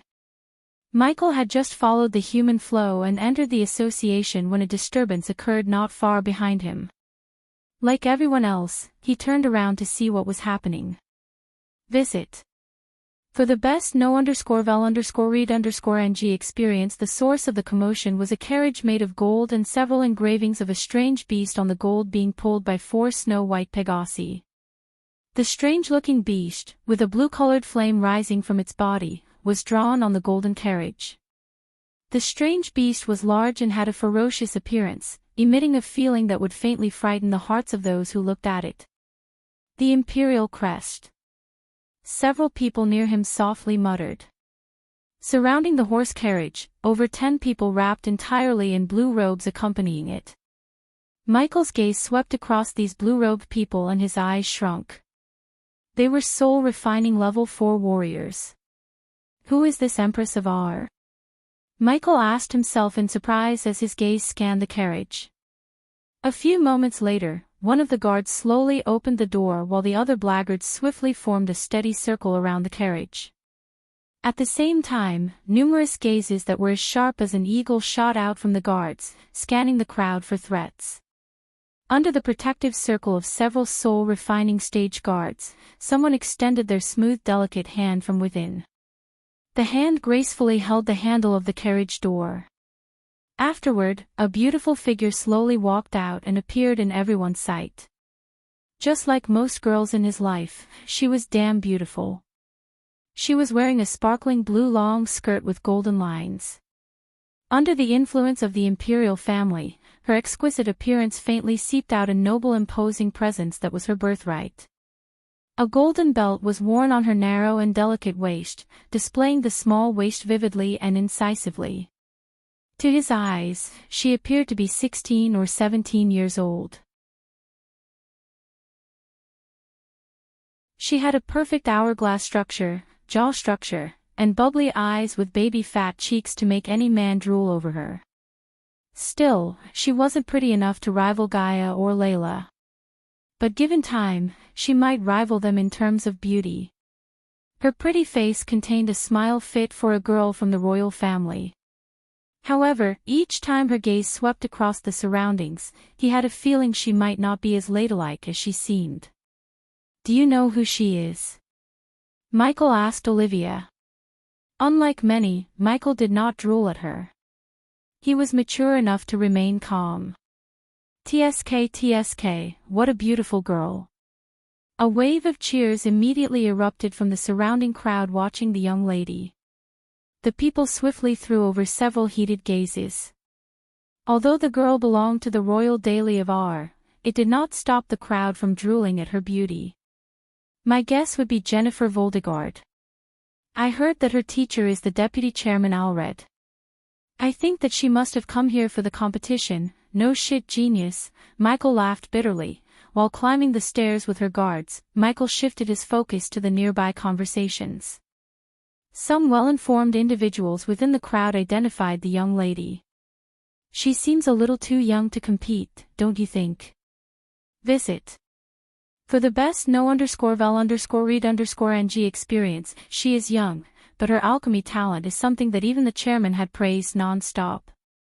I have heard that half a year ago, she had already reached a 3-star level, still not at the level of Alchemist Ghost. The guy who just said these words put a smile on Michael's face. He had learned his name had started to spread. Soon, he would be renowned in the Azer continent too.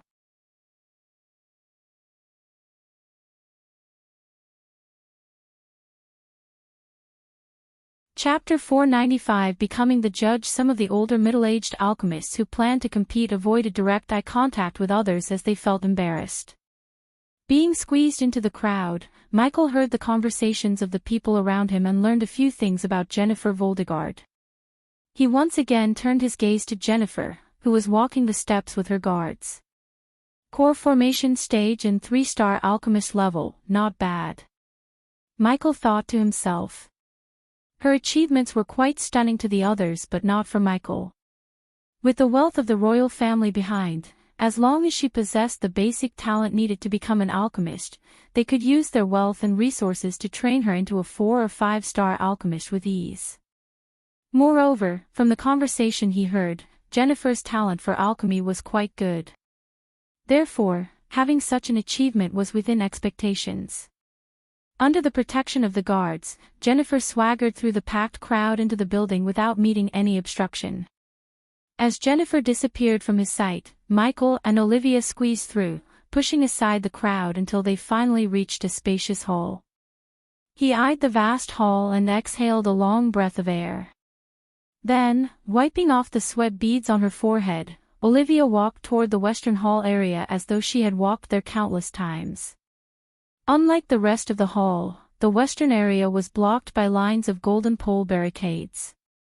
Several guards armored from head to toe raised their hands, noticing Olivia and Michael. Restricted area, not for me. I am one of the judges. Michael flicked his wrist, retrieving the invitation letter from the system storage. Since the guards were wearing metal helmets, he could not see the shock on their faces. The guard before Michael took the invitation letter and opened it up only to get startled after a few moments. You are Ghost. One and only, okay teacher. You deal with this.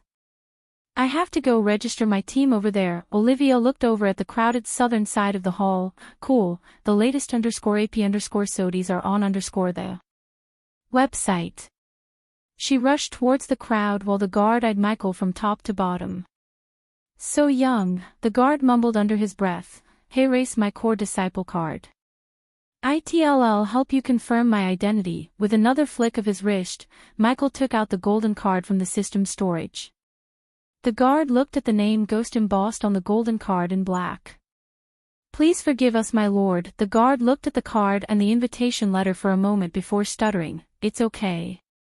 You guys are just doing your job. Now can I go in? Yes, my lord, please this way. Michael jumped over the golden poles and walked towards the door by himself instead of waiting for the guards to remove the poles.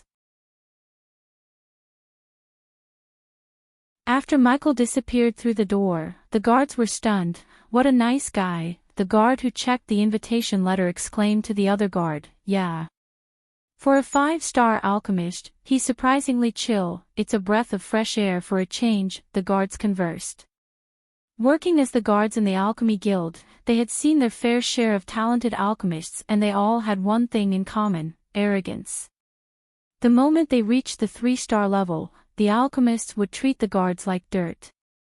But seeing a 5-star alchemist who dethroned Alchemy King Gabriel being so humble and modest, they were genuinely surprised. Immediately Michael's status in their hearts reached another level. Passing the guards, Michael walked into the corridor brightly lit with a straight line of chandeliers and slowly climbed up the stairs. The stairs led him to a brightly lit hall tiled with marble stone that reflected everything in the room. The hall had a luxurious feel thanks to all the golden tables, chandeliers radiating gold light, golden windows, and even the sofa set was inlaid with gold lines surrounding a pearl-white cushion. Currently, only a chubby old man with a pointy beard sat on the sofa blowing the cup in his hand. The old man had a mix of white and black hair, no mustache, and wore a green robe. He was calmly sipping the tea when he noticed Michael. "Young man, you must be Ghost," the old man greeted Michael with a grin, "and you must be Asian Dawson. Humble 5-star alchemist and one of the grandmasters." The old man reached out to shake Michael's hands. "Ghost," Michael simply said after firmly shaking his hands, "visit. For the best no_vel_read_ng experience, a man of few words, I presume. You have a long list of achievements than this old man ever had." "Well, if I listed out everything, I would look like an arrogant brat," Michael smiled as he leaned back on the sofa. "Quite a crowd out there. What's the format here?" Hearing Michael's question, Adovan leaned forward and drew a huge rectangle on the tea table's surface as he continued with a smile, "All the alchemists in the competition will be participating simultaneously on a huge platform. We will have a few rounds, and the competition's requirements will gradually become harder. Like in any other competition, we will eliminate many at the end of each round. Whoever can stand out among the cream of the crop will be the final victor. This is the format for both individual and group." "Oh." Michael nodded his head slightly. He could imagine the spectacular view of hundreds or thousands of alchemists raising their flames and refining pills and potions on the same platform while people cheered for them. "Back then, when I first participated, I almost peed myself. Nowadays, the alchemists are too strong both mentally and physically." Asian laughed, appearing to know what Michael was thinking. "Here, as a fellow judge, you should take a look at this name list." Adovan flicked his wrist, taking out a golden parchment from his space ring. Michael was somewhat curious as he opened the parchment to see the long name list. What surprised Michael was there were names still appearing on the list as he was reading the list. Michael kept reading all the names until his eyes stopped at the name Lillian Icarus. Lillian Icarus. That's Gabriel's successor. Do you know him? As though Asian knew Michael's gaze was locked on Lillian's name, he explained. I heard about it somewhere. Michael simply brushed it over. But, of course, he couldn't say he read it in the book he bought from Lord Information. Dealing with Lord Information wasn't something one should brag about.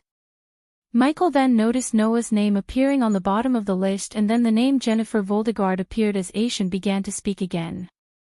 You might be familiar with another Voldegard, right? Lane Voldegard. Michael nodded. He's my alchemy teacher in Mazeroth. So this Jennifer Voldegard, is she a relative? It's complicated and it's not my place to explain. Michael was surprised inside but didn't show any expression on his face. The latest _AP_SODIs are on the website. Have you ever met her? Quickly asked Asian, changing the topic away from Professor Lane. I have seen her for a moment at the entrance just now. Michael nodded. Don't look down on that girl. Under the support of the Imperial family, she has so many hidden cards that would dazzle people. Asian smiled and reminded him. She could have all the hidden cards in the world, but he had something she could never have, the system. As he was looking through the name list, the parchment glowed for a moment, and then, the tiny stars appeared beside each name. Most had 2 stars, some had 3 and only a few had 4 stars. As you can see, we have quite a talented roster here. Just counting the 3-star alchemists, there are already 13 of them, so tell me from one judge to another, who do you think will win the competition? Noah. Michael immediately thought in his mind. There was no doubt in his mind. After all, Noah had a 6-star alchemist grandpa in his ring. It would be funny and embarrassing if Noah didn't win the competition as far as Michael was concerned. I have no guesses, Lord Asian, since I don't know most of them on the list. A few more sips later, Asian finished his tea and placed the cup on the table. Young man, you still have one little thing to do before entering the judges' panel. Alchemists from the guild don't have this procedure, but since you're an outsider, it's the rule. I hope you don't mind. Of course not. It makes sense actually, wonderful. Asian stood up, smiled, and said, follow me. Know that due to security reasons, some participants might be in the same hall we are going to. Cool. Michael nodded his head, stood up, and followed Asian. The two of them walked out of the room and walked along a quiet corridor for a short while. Once they were at the end, they pushed open a door by the side, entering the hall that looked the exact replica of the one they came from. Everything looked the same except there were some people in the room. One of the groups in the hall was Jennifer's group. The soul refining stage guard surrounded her while she was gracefully enjoying her cup of tea. His gaze rotated again until it stopped on a handsome young man conversing with a few young alchemists. He was adorned in emerald green robes with many shiny stones inlaid within. His white hair flew naturally over his shoulder. Among all the youngsters in the room, only he and Jennifer had a striking look to draw Michael's attention. Visit. For the best no_vel_read_ng experience hearing the sound of the door opening, everyone in the hall who was whispering privately ceased their conversations. Instead, their gaze turned toward the door. When they saw Michael enter, they were all momentarily stunned by his dashing look because only Michael was dressed in full black and had physique like no one else in the room. For a few moments, Jennifer stared at him without batting an eye. However, she quickly regained her composure and moved her gaze away from him. While following Asian, Michael could sense the young man's gaze on him. By the way, the young man creased his brows when he entered the hall. Michael guessed he might be Gabriel's successor, Leylon Icarus.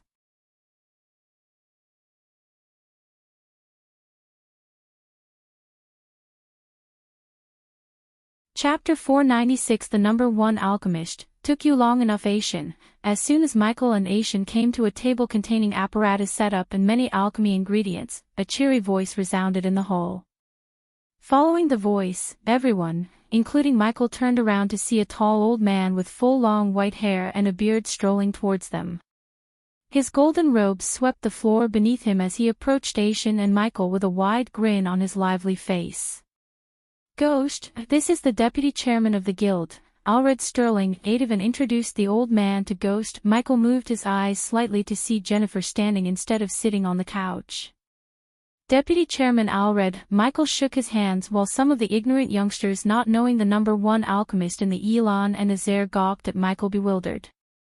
One of those who had no idea about Michael was Jennifer. It's a pleasure to meet you, Ghost. Michael's words caused a quiet commotion among the youngsters. Even Jennifer raised her brows.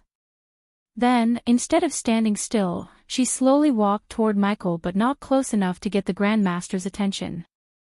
Likewise, Deputy Chairman Alred. Grandmaster Alred would do just fine. Alred shook Michael's hands with a smile, then, their focus turned to the table behind Michael. Everyone, please gather around us. Adevan waved at the youngsters. Then, in a few blinks of an eye, all the youngsters and their guards formed a circle around the table.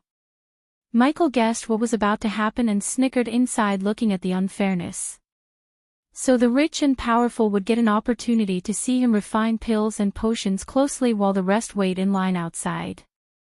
This was so unfair. Still, Michael didn't utter anything. Compared to the unfairness, the badass points he was about to receive alleviated his mood. Has Grandmaster Asian explained why we are doing this, Ghost? Asked Alred as Michael nodded. Although it's a rule, we put together something special just to witness your heaven-defying talent. Think of it as a tutelage for old bones like us. Best source of knowledge is experience, Grandmasters. So you two are full of knowledge whom I can learn many new things from. Michael chose to be humble because if he learned one thing from Mazarorth, it was never to underestimate anyone. Professor Lane taught him that lesson by outsmarting him every step of the way. Besides, having a system didn't mean he had to be an arrogant young master. You're calling us old, aren't you? Asian's words made everyone burst into laughter. Everyone laughed and made the atmosphere cheery and lively except for one. It was the young man who eyed Michael with some kind of malicious intent. But Michael completely ignored him. Cockatrice scale griffin claw silk bittercress silent bittersweet giant bitterweed pest blade. Michael named the alchemy ingredients on the table one by one after they finally stopped laughing.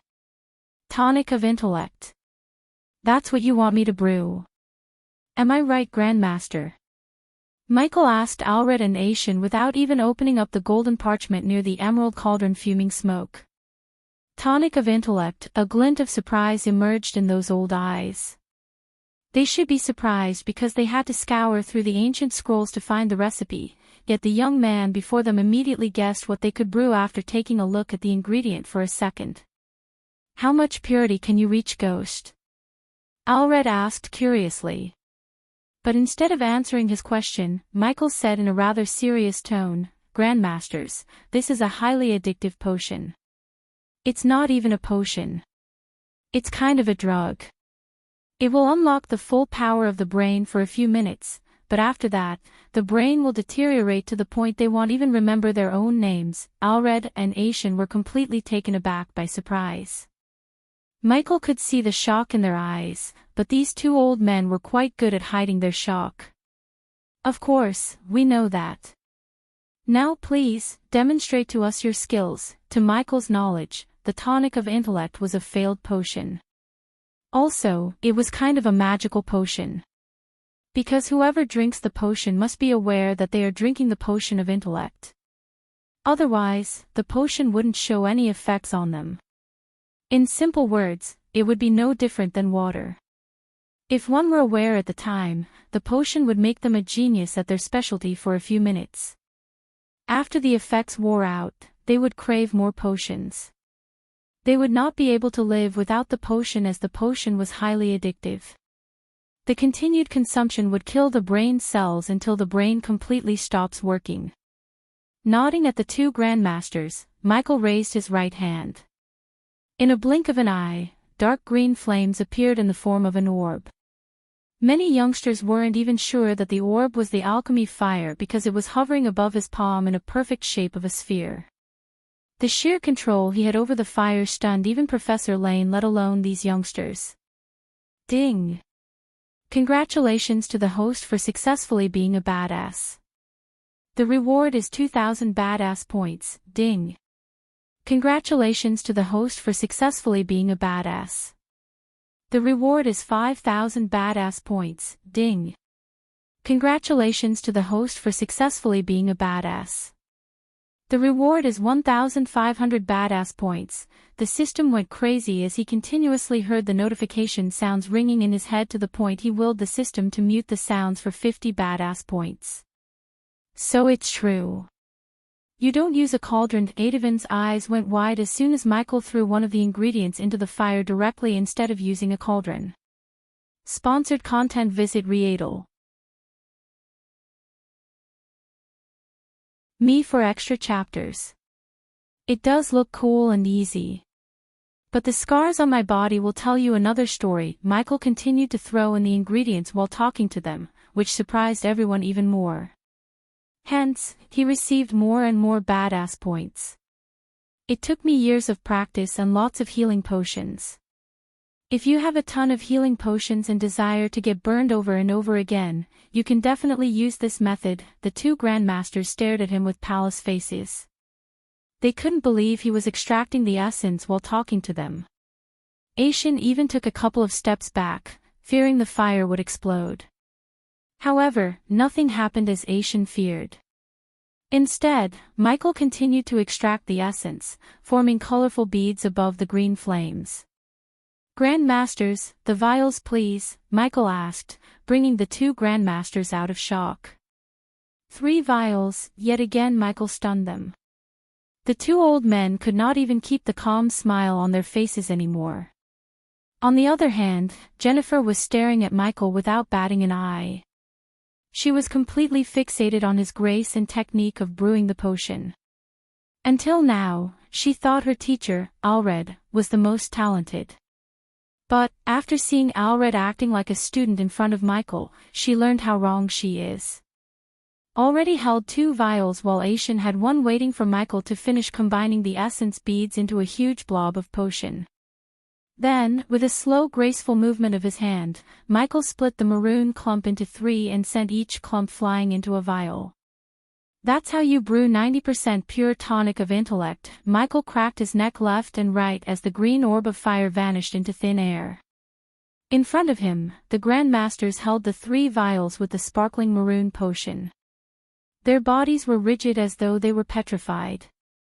My lord, Tiriana has departed from the warship and heading to Adrizel. Just as everyone was murmuring in shock, Michael heard Azazel's voice in his head. The next day, there were no clouds in the blue sky as far as the eye could see. The sunlight was warm yet not overbearing. The occasional breeze that brushed past carried away the noise within the city, refreshing everyone on the streets. Today was the first day of the alchemy competition. The first rays of sunlight broke through the boundary of the land and shone upon the city streets filled with alchemists in green robes like ants leaving their nests. Considering the alchemists believed green robes gave them better control over the fire and today was a big day, they all wore emerald green robes. From the aerial view, the streets looked like they were painted green. Although their paths differed, their final destination was the giant cauldron in the city center. Today, all the shops within Oxshore City opened much earlier than usual. Countless people climbed out of their warm beds, stood at the door, and looked at the large group of alchemists bustling through the streets. Typically, seeing a large group of any of the specializations was rare. To alchemy, the Alchemist Guild competition was such an event that brought all the alchemists under one roof. The people didn't miss experiencing such a rare event. On this special day, Noah woke up very early. Before leaving the bed, he sat cross-legged to meditate for an hour. Only after he calmed down his nerves, collected his thoughts, and conversed telepathically with his mentor, he slowly opened his eyes. Turning his head to the side, he saw Alicia curling on the bed next to Norvin. "Good morning, Alicia." He bent down to gently kiss her on the forehead and then rubbed Norvin's head to wake him up. "What the hell is taking you so long?" Norvin banged the door sitting atop Noah's shoulder. Since Alicia was changing, they waited for almost an hour outside the room. 5 minutes, Alicia's cold voice came from inside as Norvin rolled his eyes. "That's what you said 30 minutes ago." This time, they got no response from Alicia. Since they obviously have to wait outside for another 30 minutes, Norvin turned his gaze towards Noah, who remained calm, leaning on the wall.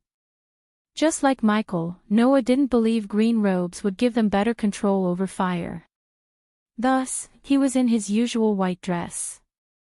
"Where is the competition taking place again?" asked Norvin, "In the Aqua Arena adjacent to the guild." The guild had no place to hold the thousands of spectators and competitors.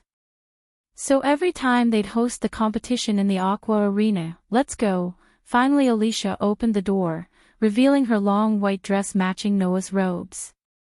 She looked gorgeous even with the mask changing her natural face. Noah locked his arms with her and walked out of the inn with 2 goals: save the guild leader and win the competition. You're tuning in to the Path of the True Immortal YouTube channel. Don't forget to subscribe and join us on this journey to catch the most captivating stories.